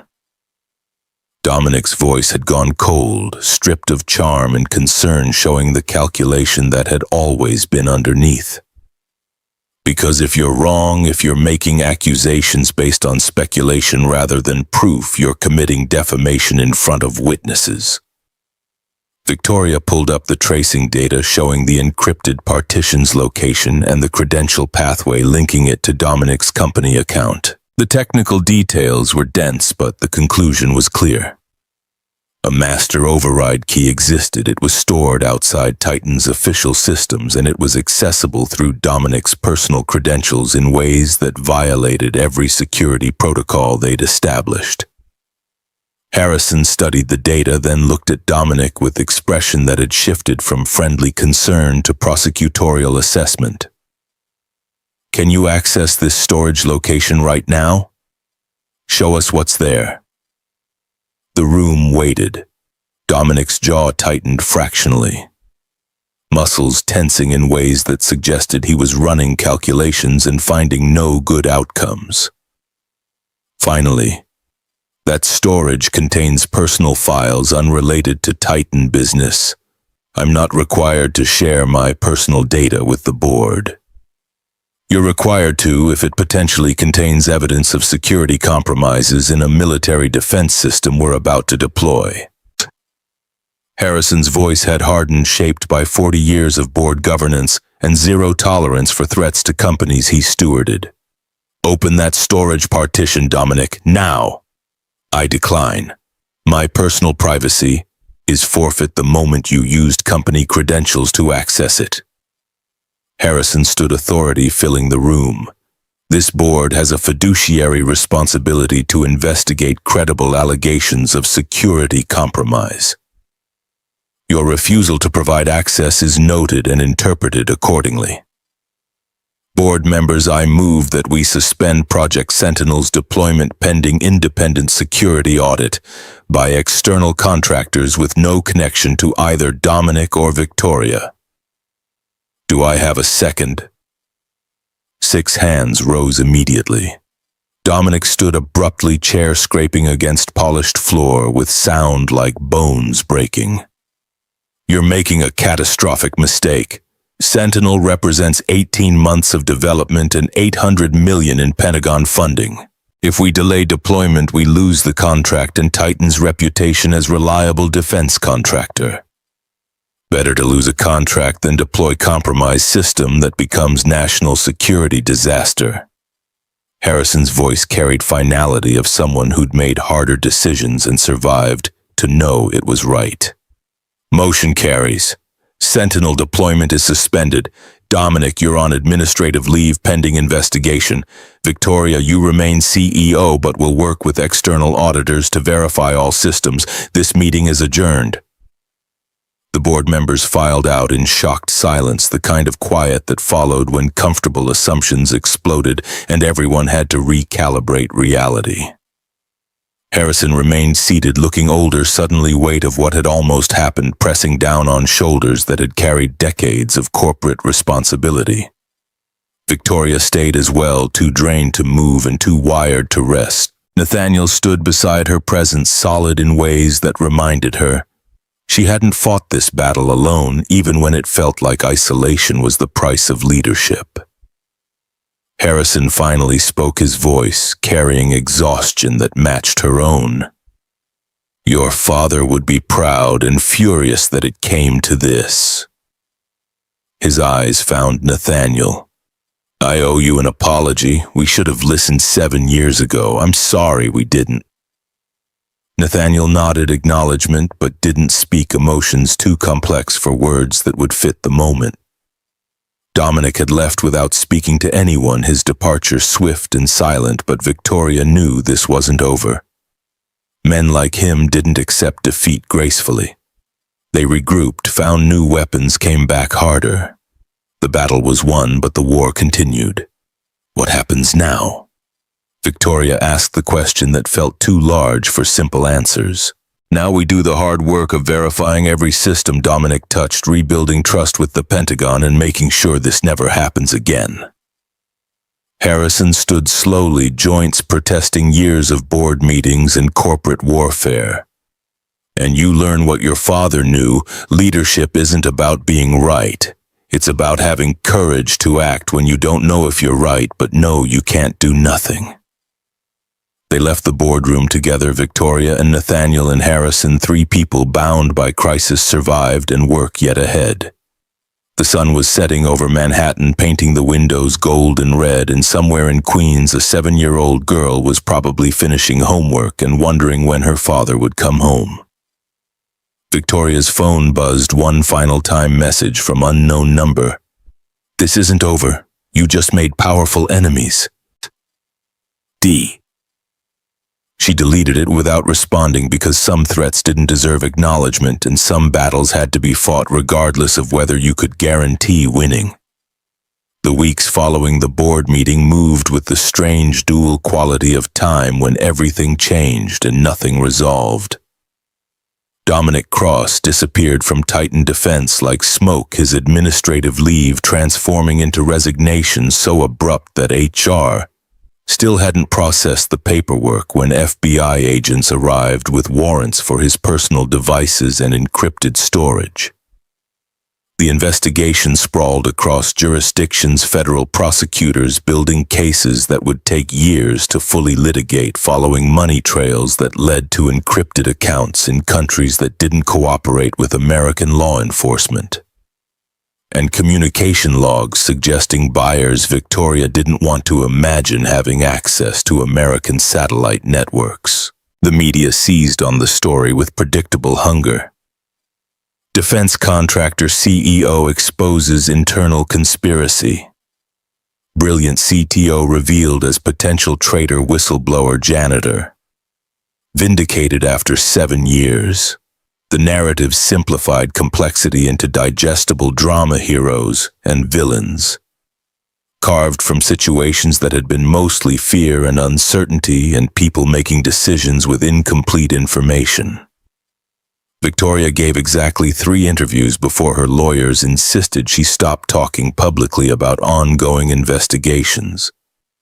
And each time she'd tried to redirect attention from herself to the systemic failures that had let Dominic operate unchecked for years. The reporters had edited those parts into footnotes. Nathaniel avoided cameras entirely uncomfortable with the label of hero that required ignoring how thoroughly Dominic had destroyed him the first time. He'd returned to his apartment in Queens to find job offers from 3 different defense contractors willing to overlook his sterling defense history. Now that the narrative had shifted 6-figure salaries and titles that suggested his exile might actually be ending. He'd declined them all, uncertainty about what he wanted mixing with exhaustion too deep for ambition to penetrate. Victoria stood at her office window 6 weeks after the board meeting, looking down at Manhattan at noon on a Wednesday when she should have been in budget review meetings, but had canceled everything to think through implications she kept trying to outrun. The independent audit had taken 38 days and cost Titan Defense $4 million. Every system Dominic had touched, examined line by contractors with security clearances and suspicious minds. They'd found 3 other vulnerabilities beyond LoopX, smaller backdoors in peripheral systems. That suggested Dominic had been playing a longer game than anyone realized, building access points and control mechanisms across Titan's entire infrastructure. The Pentagon had suspended not just Sentinel but 2 other active contracts, their trust in Titan Defense shaken badly enough that Victoria spent half her seam in Washington reassuring generals and oversight committees that the problems had been isolated and corrected. The stock price had dropped 23% before stabilizing, analysts questioning whether the company could survive the reputational damage, regardless of what audits confirmed about current security. 3 board members had resigned, uncomfortable with the scrutiny and liability exposure, replaced by candidates Harrison Matthews recruited specifically for their ethical track records rather than their connections or corporate achievements. Her phone buzzed with a text from Harrison. "Redemption Lab proposal on my desk. Interesting approach. Let's discuss tomorrow." The proposal had been gestating since the week after Dominic's departure, born from conversations with Nathaniel about systemic failures that created people like Dominic and destroyed people like Nathaniel. The core concept was simple in theory, impossibly complex in execution. Establish a division within Titan Defense, dedicated to second-chance hiring, recruiting engineers who'd been wrongfully accused, pushed out of the industry for whistleblowing, or simply made mistakes that didn't deserve permanent exile. Give them mentorship, ethical training, real projects with real stakes, and create a pipeline of talent that understood integrity wasn't abstract principle but survival necessity. Victoria had drafted the proposal at 3 a.m. after another night when sleep felt like surrender pouring into the document, every lesson her father had tried to teach her, and every mistake she'd made by forgetting those lessons. The financial projections were aggressive but defensible. The ethical case overwhelming, the practical challenges enormous. It would require cultural transformation at a company that had spent 40 years doing things one way, would demand investment without guaranteed returns, would expose Titan Defense to criticism from competitors who'd argue they were just engaging in performative ethics while real business happened elsewhere. She'd sent the proposal to Harrison knowing he might dismiss it as distraction from more pressing concerns, but hoping the part of him that had been Donovan Blackwood's friend might recognize what her father would have wanted his company to become. Her office door opened without warning, Nathaniel entering with the comfortable violation of boundaries that came from shared crisis. He'd been spending more time at Titan Defense since the investigation concluded, helping audit teams understand Dominic's architecture and consulting on security protocols, paid as contractor rather than employee because he still wasn't ready to commit to anything permanent. His relationship with the building had shifted from janitor to specialist, people recognizing him in hallways and thanking him for preventing catastrophe they'd been too close to see coming. Lily wants to know if you're coming to her science fair next week. He carried coffee, one for himself and one for Victoria, that he set on her desk with the casual intimacy of someone who'd memorized how she took it. She's been working on a robot that detects security vulnerabilities in code. Very meta for a 7-year-old. Victoria accepted the coffee warmth, seeping into hands that had been cold despite the office temperature. What does this robot do when it finds vulnerabilities? Plays a warning sound and flashes red lights. Lily wanted it to explode dramatically, but I convinced her that property destruction wasn't the best solution to security problems. His smile was tired but genuine, the first real amusement she'd seen from him in weeks. Though given recent history, maybe she had a point about getting people's attention. They'd fallen into patterns over the past month and a half. Meetings that weren't quite professional and weren't quite personal, conversations that started with Titan business and drifted into territories that mattered more but felt more dangerous to navigate. Victoria was aware she was developing feelings that had no place between CEO and consultant attraction, built on shared trauma and mutual respect that would complicate everything if she acknowledged it directly. Nathaniel gave no clear signals about whether he felt similarly, or was just being kind to someone who'd fought beside him when fighting had been all they had. Harrison wants to discuss the Redemption Lab proposal tomorrow. Victoria kept her voice neutral, professional distance maintained through effort. I think he's actually considering it. Good. The industry needs something like this. Nathaniel moved to the window, standing beside her, looking down at the city that had chewed them both up in different ways. Though I'm not sure I'm the right person to run it. Every time someone calls me a hero or talks about vindication, I remember I'm only here because Catherine died and I had nothing left to lose. That's not exactly inspirational origin story. Victoria turned to face him directly, forcing him to meet her eyes.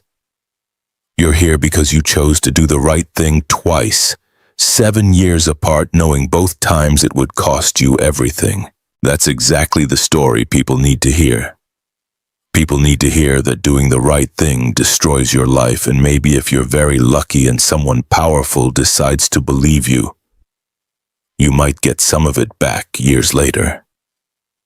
His voice carried bitterness that had been building beneath the surface. Corrosive anger at injustice that vindication didn't actually erase. That's not hope, Victoria. That's just statistical noise.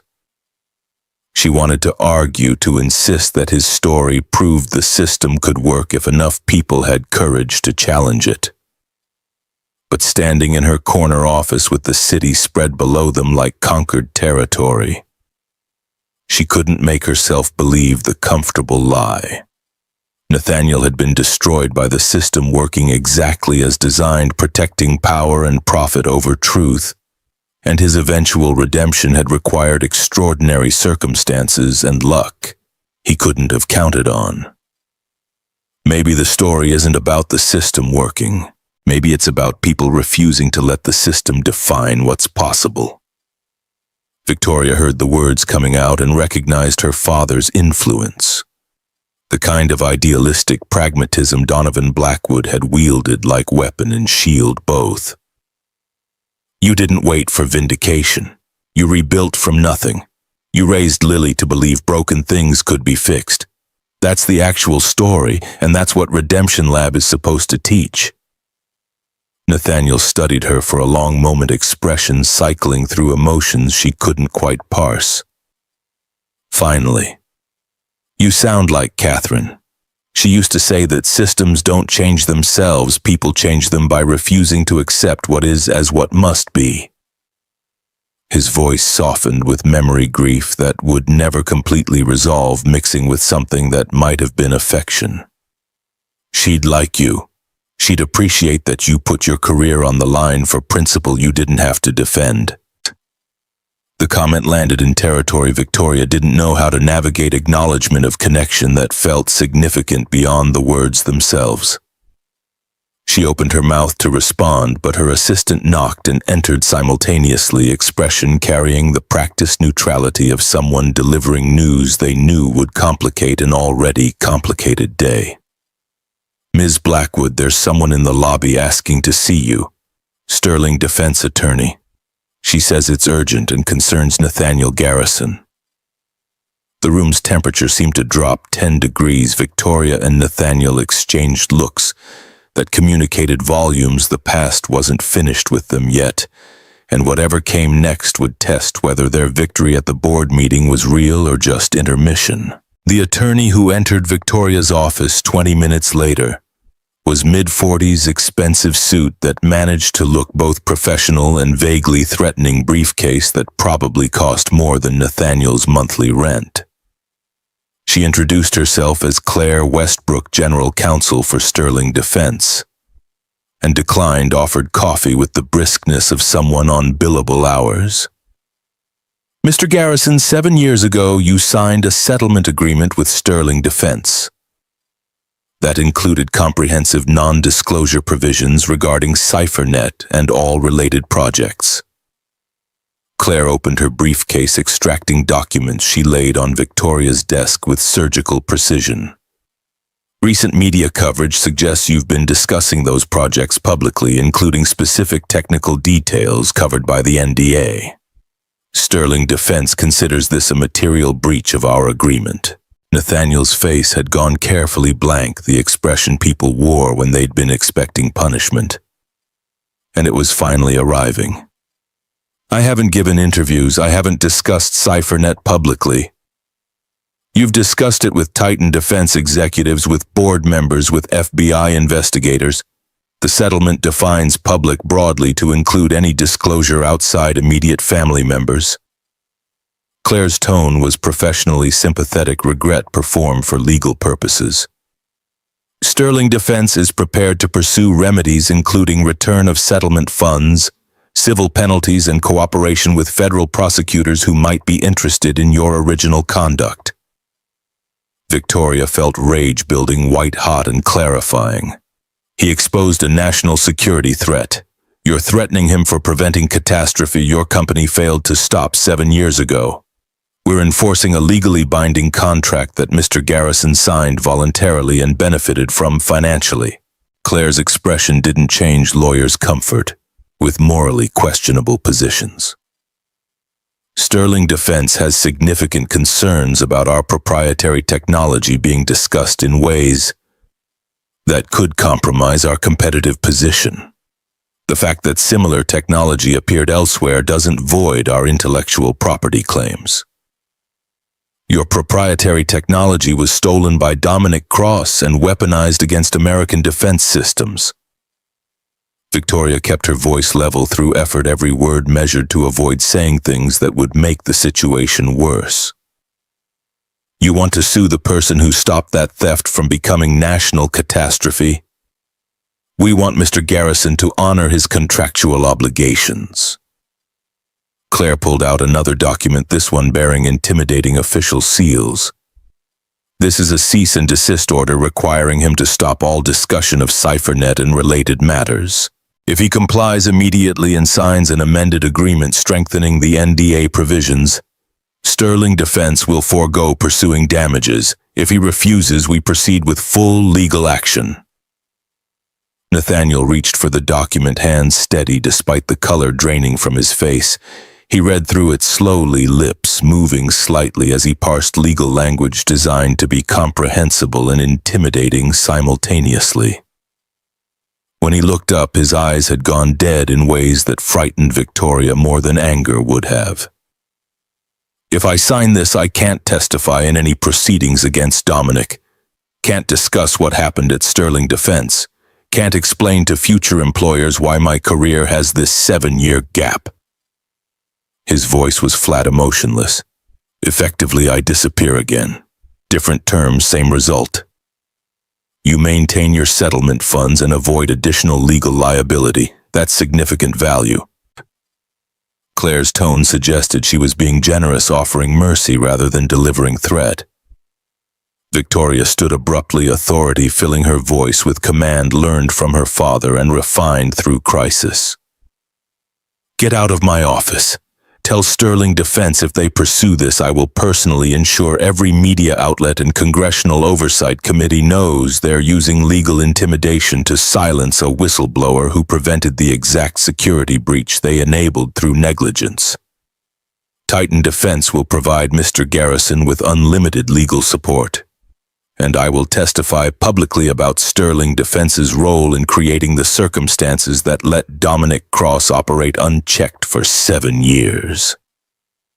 Claire's professional mask slipped momentarily, surprise breaking through calculated presentation. She recovered quickly, gathering her documents with efficient movements. Ms. Blackwood, I'd advise against making threats you can't follow through on. Sterling Defense has considerable resources and experience with litigation. You'd be exposing Titan Defense to significant legal risk for employee benefit that may not survive cost-benefit analysis. He's not an employee. He's the person who saved this company and probably saved lives. That's worth more than your cost-benefit analysis can calculate. Victoria moved to the door, opening it with gesture that made dismissal unmistakable. Tell your clients we're not intimidated, and tell them that if they want fight, we'll give them one that makes headlines they won't enjoy. Claire left with the practiced grace of lawyers who'd delivered ultimatums before and would deliver them again, unmoved by moral arguments that didn't appear in contract law. When the door closed, Victoria turned back to find Nathaniel sitting with his head in his hands. Shoulders curved inward like he was trying to take up less space in the universe. I can't let you fight Sterling Defense for me. His voice came muffled through his hands.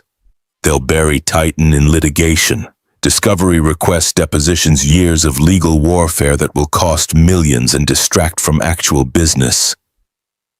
I'll sign their paper, go back to being invisible, and at least Lily won't lose her father to prison. Victoria sat beside him rather than returning to her desk, proximity feeling important. When my father was dying, he told me that legacy wasn't about what you built, it was about what you refused to compromise. He said the moment you start calculating whether principles are worth defending, you've already lost them. She waited until Nathaniel looked up, meeting his eyes directly.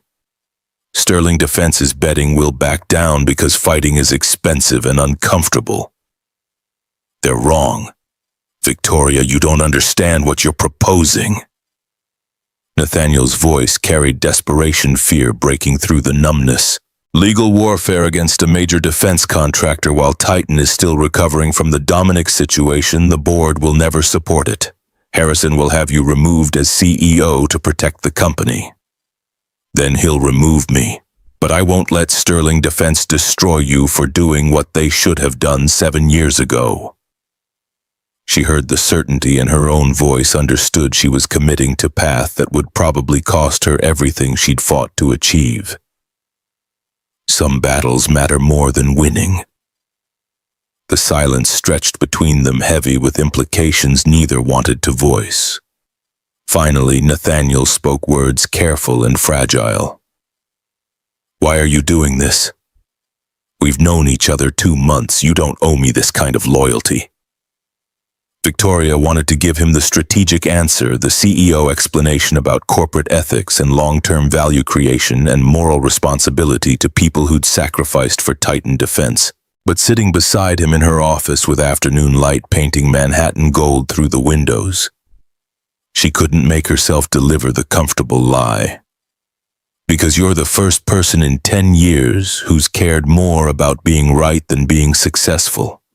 Because Lily deserves a father who doesn't have to hide what he believes to survive. Because I'm tired of a world where people like Dominic win and people like you get destroyed for having integrity. She paused, vulnerability feeling dangerous and necessary. And because watching you choose to do the right thing despite knowing the cost made me remember why I wanted to work in defense technology in the first place before it became just quarterly earnings and board politics and trying to prove I deserved my father's job.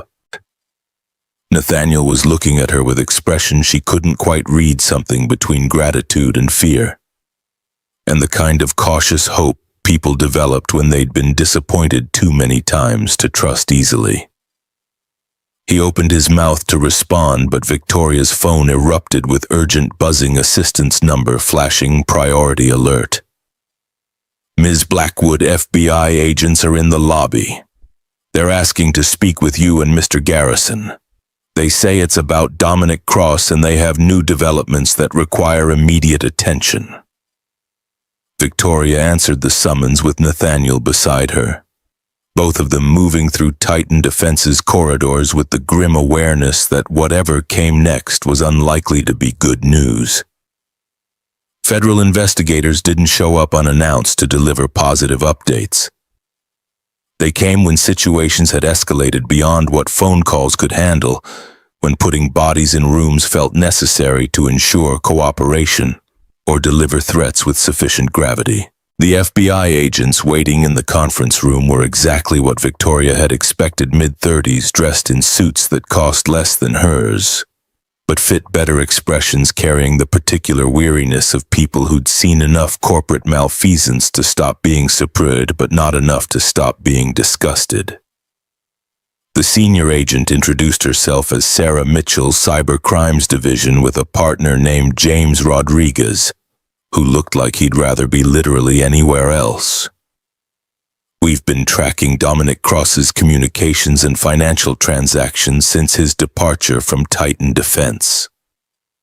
Agent Mitchell opened a laptop, pulling up files that made Victoria's stomach drop before she'd finished reading the first page.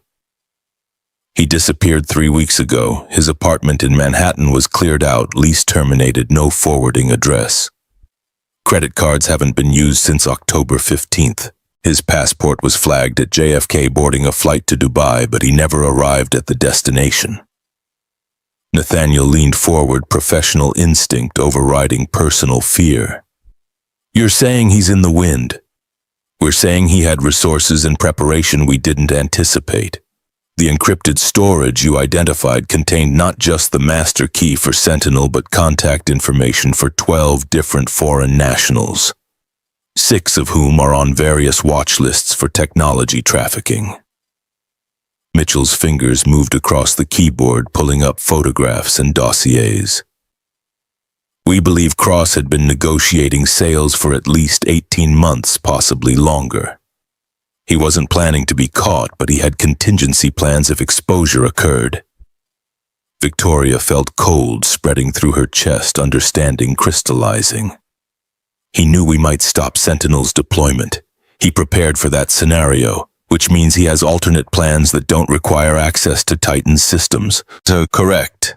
And those plans likely involve selling the backdoor architecture itself rather than access to specific implementations. Rodriguez spoke for the first time, voice carrying Texas accent and frustration. He can teach other actors how to build Lupex-style vulnerabilities into their own systems, turn it into a service rather than a single point of failure sale. The implications branched through Victoria's mind like malware spreading through networks. Dominic hadn't just been trying to compromise American defense systems, he'd been building intellectual property around vulnerability exploitation that could be sold to anyone with sufficient funding and insufficient ethics. He'd turned national security threat into entrepreneurial opportunity, and her exposing him had simply forced him to accelerate timelines and move operations somewhere American law enforcement couldn't easily reach. What do you need from us? Nathaniel's question was direct, stripped of hesitation or self-protection.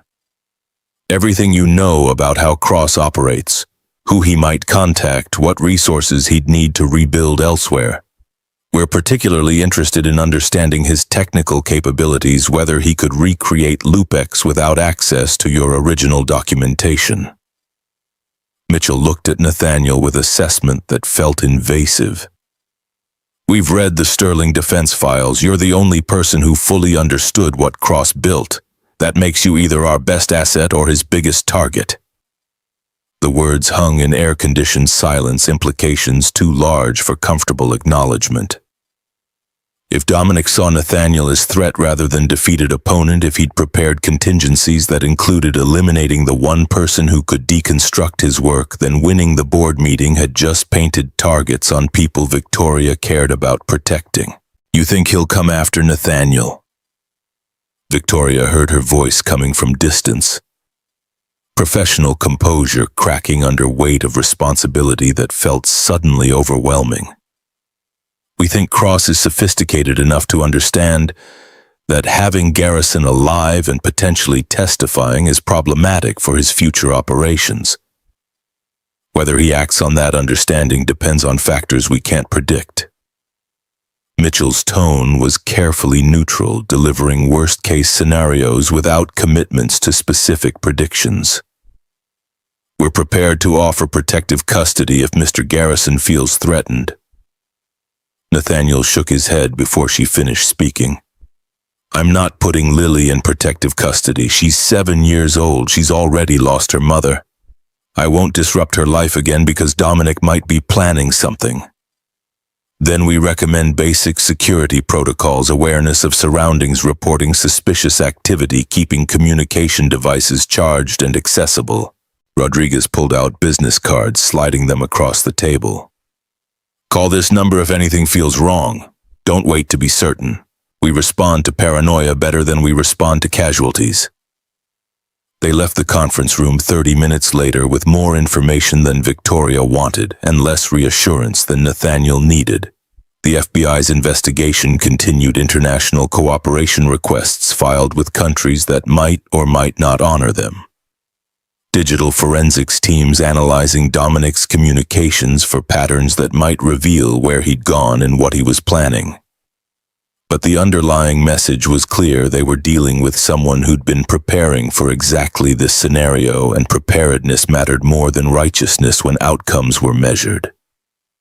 Victoria insisted on driving Nathaniel home, arguing over his objections until he accepted with exhausted surrender. The drive to Queens took an hour through rush-hour traffic, giving them time to process implications neither wanted to voice directly. Dominic wasn't just gone, he was actively dangerous in ways that transcended corporate revenge, and the people Victoria cared about were vulnerable in ways she couldn't protect through boardroom authority or legal threats. Mrs. O'Brien was waiting on the stoop when they arrived.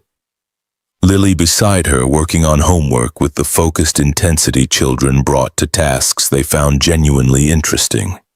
She looked up when Nathaniel approached, her face lighting with uncomplicated joy that felt like reprieve from complications they'd been drowning in all day. Dad, I finished the detection circuit. Want to see? She was already pulling him toward the apartment, talking rapidly about resistors and voltage regulation and how she'd figured out the warning light system through trial and error that had blown 3 LEDs before she got it right. Victoria watched them disappear inside Nathaniel's posture, relaxing fractionally as Lily chattered about robots and science fair preparations.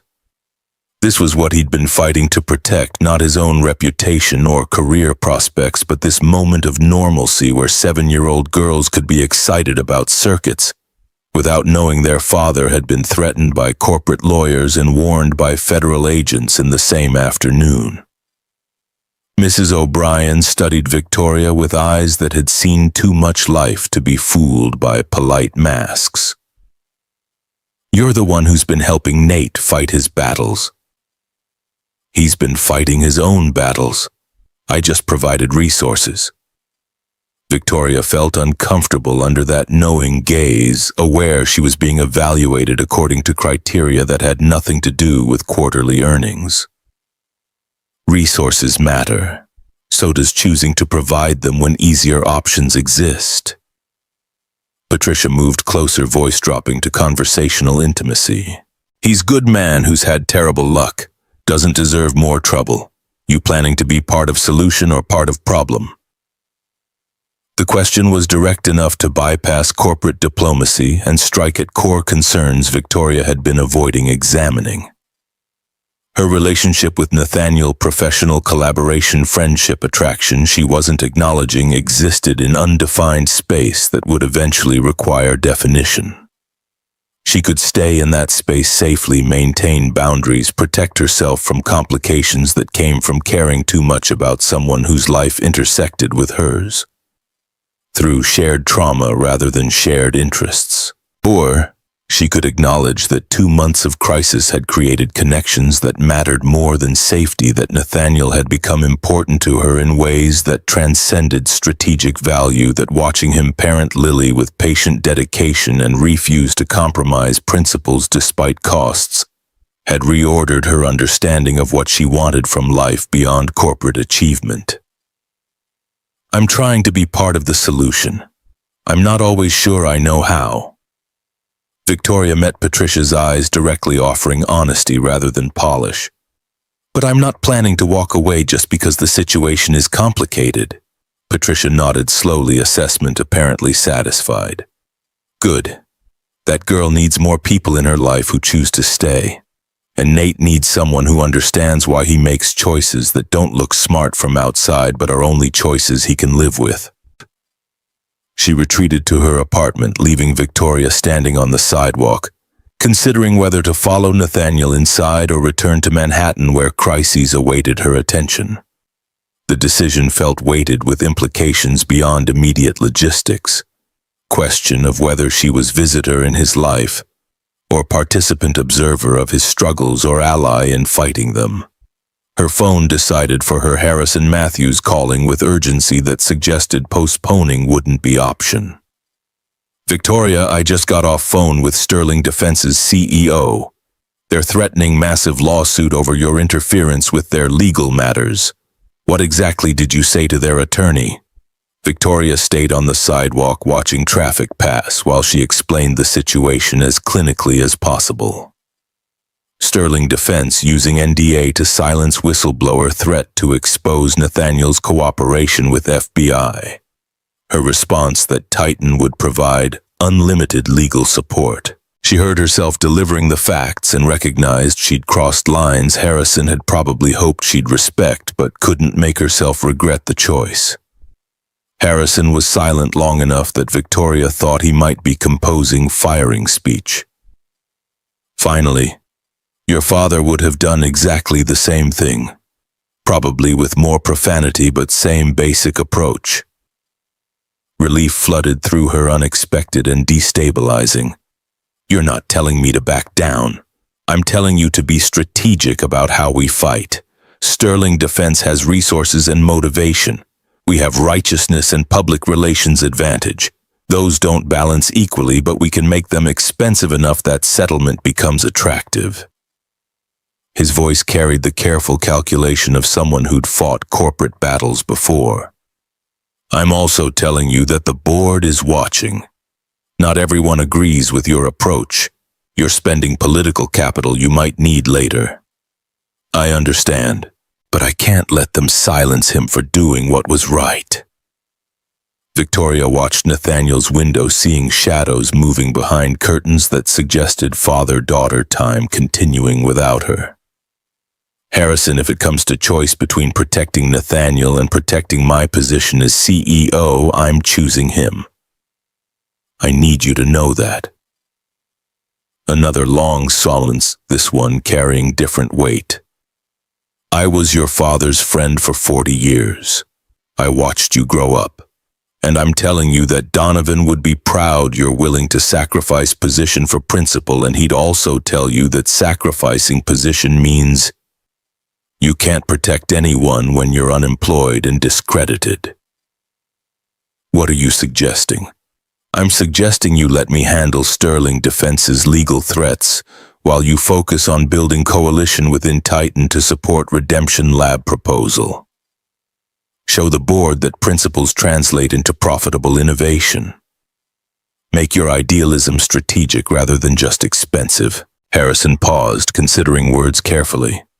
And maybe be honest with yourself about whether you're fighting for Nathaniel Garrison the whistleblower or Nathaniel Garrison the man you're developing feelings for. Because those are different battles with different implications. The observation landed with uncomfortable accuracy, exposing concerns Victoria had been deliberately not examining. Her connection to Nathaniel was complicated by everything: power differential, shared trauma, professional entanglement. And underneath it all, the growing certainty that she cared about him in ways that transcended crisis response, and ventured into territory where feelings mattered more than strategy. I'll focus on the Redemption Lab coalition. Trust you to handle Sterling Defense. Victoria kept her voice professional despite personal territory Harrison had opened. Thank you for not firing me. I'm not thanking you for making my job harder, but I'm also not firing someone for having integrity. That would be ironic given current circumstances. He ended the call, leaving Victoria alone with rush hour traffic and decisions that felt simultaneously obvious and impossible. She climbed the stairs to Nathaniel's apartment, knocked softly, and found herself invited into domestic scene that existed entirely outside corporate warfare and legal threats. Lily had spread her science project across the kitchen table components and wiring, creating controlled chaos, while Nathaniel helped troubleshoot a connection that wasn't conducting properly.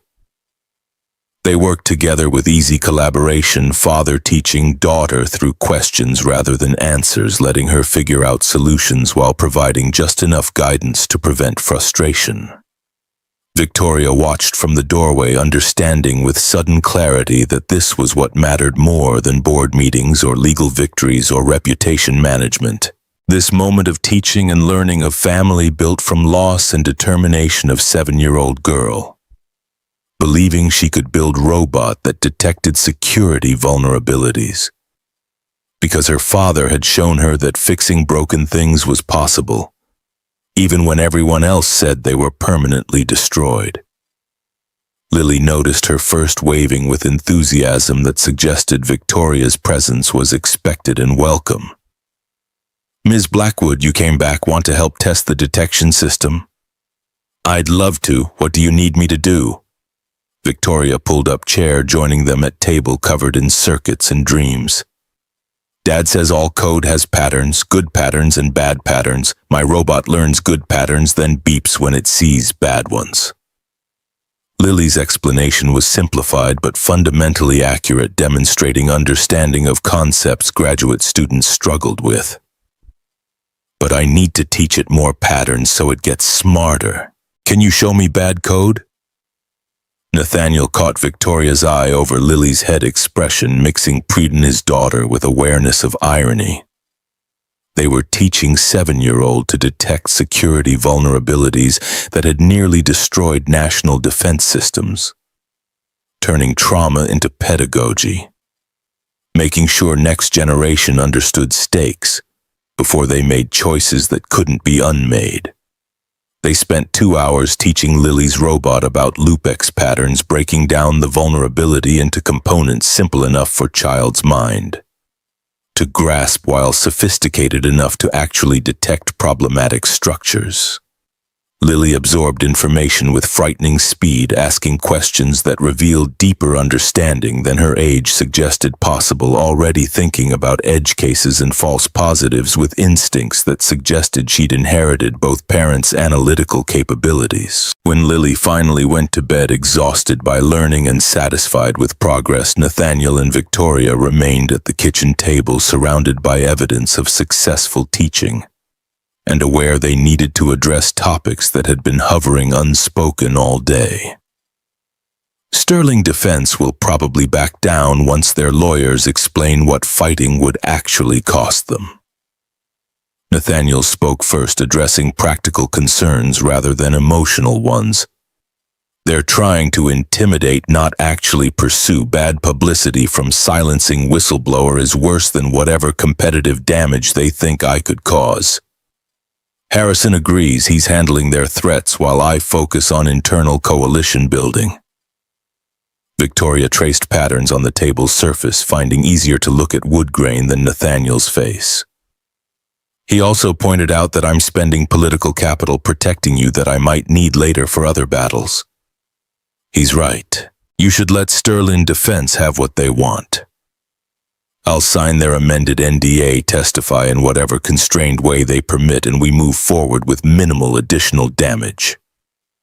Nathaniel's voice was resigned, shaped by years of accepting outcomes he couldn't control. You've already done more than anyone should expect. Victoria finally looked up, meeting his eyes directly. What if I don't want to do what's expected? What if I want to fight battles because they matter, not because cost-benefit analysis suggests they're strategically sound? Then you become unemployed CEO who fought noble fight and lost ability to protect anyone because you confused principles with practical reality. His words were harsh, but tone was gentle concern rather than criticism. Victoria, you can't save everyone. Sometimes choosing to save yourself means you live to fight battles you can actually win. Is that what Catherine would tell me? The question came out before Victoria could censor it, driven by frustration and fear and need to understand. How someone as principled as Nathaniel had survived this long without becoming cynical. Nathaniel flinched at his dead wife's name, grief that would never fully heal showing on his face. When he spoke, his voice was soft, remembering. Catherine would tell you that some people are worth more than strategic calculations can measure.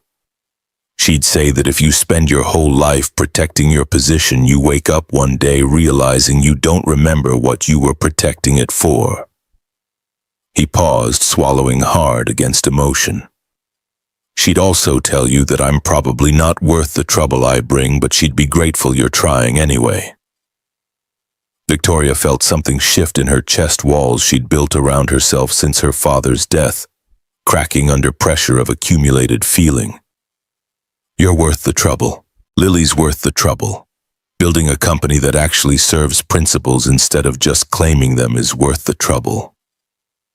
She took breath, committing to vulnerability that felt terrifying and necessary. And I think I'm fighting for you not just because it's right, but because these past 2 months working beside you have reminded me that there are people in the world who choose integrity over comfort, and I want to be someone who protects those people rather than someone who calculates whether protecting them serves my interests. Nathaniel was staring at her with expression she couldn't quite read, surprise and caution, and something that might have been reciprocal feeling if she let herself believe in possibilities beyond professional collaboration. He opened his mouth. Closed it, tried again. Victoria, I'm 7 years past career destruction, raising daughter alone in apartment that's always one emergency away from crisis, being threatened by former employers and hunted by criminal. I helped expose. I'm not in position to offer you anything beyond complications. I'm not asking you to offer me anything. I'm telling you that complications don't scare me as much as spending the rest of my life choosing safety over things that actually matter. She held his gaze, refusing to look away despite discomfort. I'm telling you that I care about you and Lily in ways that transcend professional boundaries, and that scares me more than Sterling Defense or board politics or anything else I've dealt with. But I'm choosing to say it anyway because Catherine was right that some things are worth more than strategic calculation. The silence that followed felt infinite, stretched between them like gap too wide to cross or invitation to try. Finally, Nathaniel stood, moving around table until he was beside her, and his hand found hers with tentative certainty that suggested he'd been wanting to reach for her, but hadn't let himself believe it was permitted. I care about you too. I've been trying not to because it felt unfair to bring you deeper into life that's mostly wreckage, but I'm tired of pretending you're just CEO who happened to believe me when no one else did." His thumb traced across her knuckles, gesture intimate enough to make her breath catch. "Catherine's been gone for years. I didn't think I'd feel this way about anyone again. Definitely didn't expect it to be someone who could fire me." Victoria laughed, despite weight of moment tension breaking into something warmer. "I can't fire you. You're consultant, not employee. Even better, makes the power dynamic slightly less ethically concerning." He was smiling now, tentative, but genuine. First real happiness she'd seen from him since before FBI agents had delivered warnings about Dominic. "Though I should probably disclose that Lily has been planning our wedding since approximately the second time you came to dinner. She's been practicing flower girl duties in her room. 7-year-olds are optimistic." Victoria felt warmth spreading through her chest, possibility taking shape in space where fear had been dominating. "Though I should probably disclose that I've been thinking about what it would be like to be part of your family since watching you teach her about circuits. You're remarkably good at making disaster look like normal life. Years of practice. Necessity is effective teacher." He squeezed her hand, gently grounding gesture that suggested he needed the contact as much as she did. "Victoria, I don't know how this works. You're CEO of major defense contractor. I'm guy who cleans offices and occasionally prevents national security disasters. There's no roadmap for this. So we make it up as we go. Figure out boundaries and balance and how to build something that matters to both of us." She stood closing distance between them until they were face to face, close enough that she could feel his breath and see the hope mixed with fear in his eyes. "I'm good at building things from scratch, and I think you are too given what you've constructed from wreckage." He kissed her, then tentative and careful and sweet in ways that made her understand why romance novels existed, because some moments transcended description and required direct experience to comprehend their weight. His hand cupped her face, gentle despite calluses from labor that required physical strength, and she let herself lean into the contact, accepting comfort from someone who understood cost of choosing principle over profit. When they broke apart, both slightly breathless and aware they'd crossed threshold that would change everything, Nathaniel's expression had shifted to something between wonder and terror. "Lily's going to be insufferable about this. She's been telling everyone at school that you're going to be her new mom." "I'm not trying to replace Catherine." Victoria needed to say it clearly, establish boundary that respected grief that would never completely resolve. "You're not replacing her. You're being yourself, and that's someone Lily already loves in her own way. Someone I'm learning to love despite knowing better." He kissed her forehead, tender gesture that suggested affection beyond physical attraction. "Catherine would approve. She always said I needed someone stubborn enough to fight beside me, instead of someone who'd let me make martyrdom into identity." They talked until midnight, building framework for relationship that existed outside normal professional or romantic conventions, negotiating boundaries and expectations with honesty that felt both uncomfortable and necessary. Victoria would maintain her position as CEO, continue fighting battles that needed fighting. Nathaniel would remain consultant, building Redemption Lab into reality, protecting Lily from worst of the complications their lives entailed. And together they'd figure out how to be people who cared about each other despite power differentials and media scrutiny and all the reasons relationship between CEO and whistleblower was probably a terrible idea. When Victoria finally drove back to Manhattan at 1 a.m., exhausted and exhilarated and terrified in equal measure, her phone buzzed with message from Harrison. Sterling Defense agreed to mediated settlement.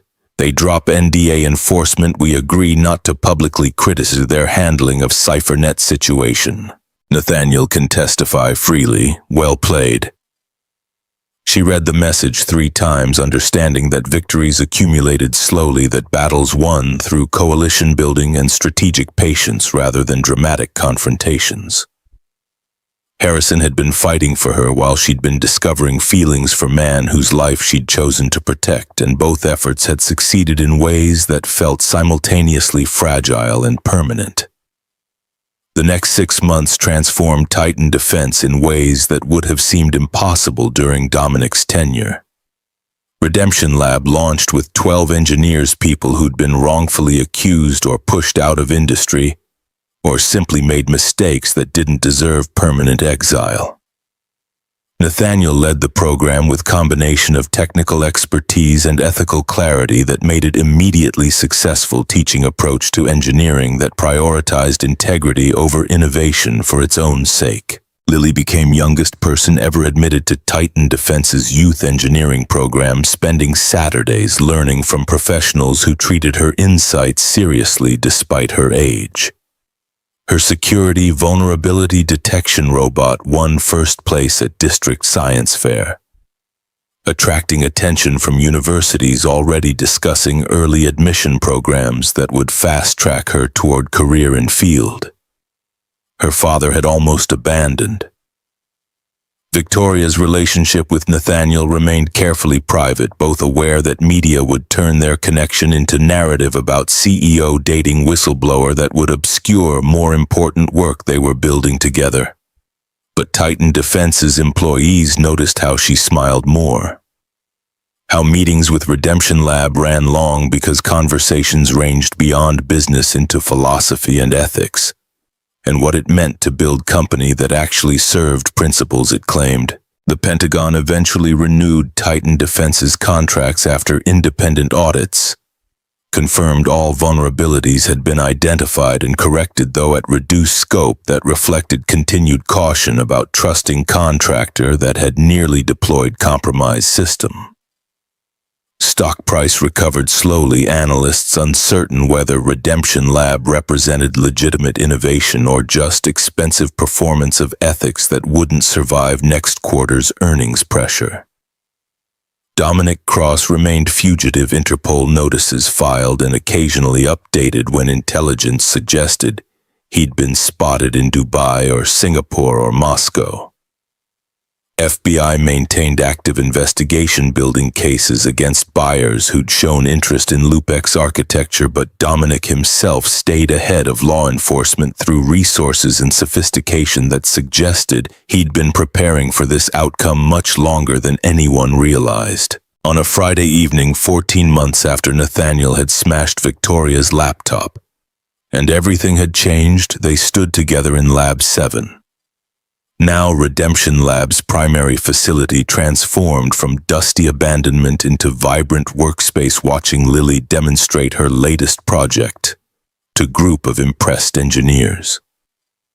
The security detection robot had evolved into something approaching functional AI, learning patterns from massive dataset and identifying vulnerabilities with accuracy that rivaled professional tools. Lily presented with confidence beyond her years, explaining architecture and methodology in terms that revealed deep understanding of principles most engineers took years to internalize. When she finished, the room erupted in applause, recognition of achievement that transcended her age and suggested future brilliance in field that desperately needed ethical practitioners. Victoria slipped her hand into Nathaniel's gesture, casual enough that watching engineers might miss significance, but intimate enough that both felt connection. He squeezed gently, acknowledgement of moment they'd built together through crisis and determination, and refusal to accept that doing right thing required sacrificing everything else. "She's going to be better than both of us." Nathaniel's voice carried pride mixed with appropriate humility. "Better engineer than I was, better leader than Dominic could have been if he'd chosen differently. She gets to start from place where she understands ethics matter, not because consequences force recognition, but because foundation was built right from beginning. That's the actual legacy." Victoria watched Lily accept congratulations from engineers who'd learned from her father, saw a future taking shape in 8-year-old girl who believed broken things could be fixed because she'd watched her father prove it true. Not quarterly earnings or Pentagon contracts or stock price recovery. This. Creating next generation that doesn't have to learn ethics through catastrophe.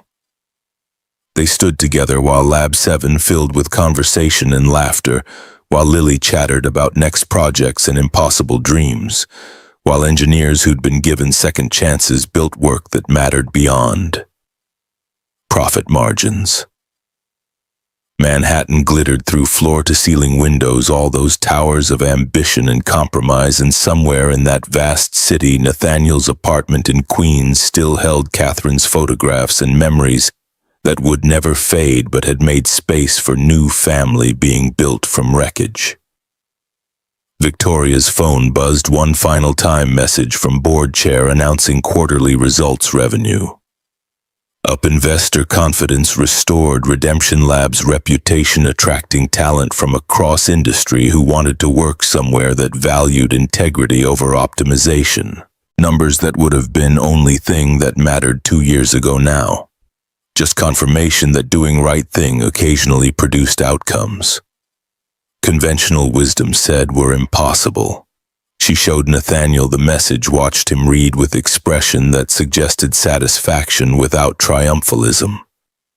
Understanding that battles were never truly won, just progress toward better circumstances than existed before. He pulled her closer, kiss on forehead that felt like promise and acknowledgement both, and whispered something Catherine had told him years ago that now felt prophetic. Broken things can be fixed if you understand the system well enough and care enough to try.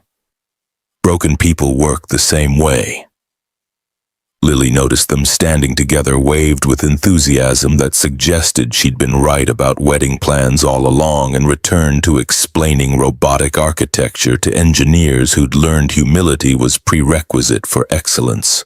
The evening stretched ahead with promise and work yet to be done, with relationships still being defined and companies still being transformed, and world outside that would always present new crises requiring courage. Neither of them had known they possessed until necessity forced discovery. Some battles were worth more than winning. Some people deserved protection beyond what strategy suggested was rational. Some principles mattered enough to sacrifice everything else. And discovering you weren't alone in believing that made the sacrifice feel less like loss and more like investment in future worth building. Victoria Blackwood and Nathaniel Garrison stood together in Lab 7 on Friday evening, watching 8-year-old girl demonstrate that tomorrow could be better than today if enough people chose to make it so. And both understood they'd been fighting for this moment since laptop shattered on marble floor, and everything impossible became inevitable instead.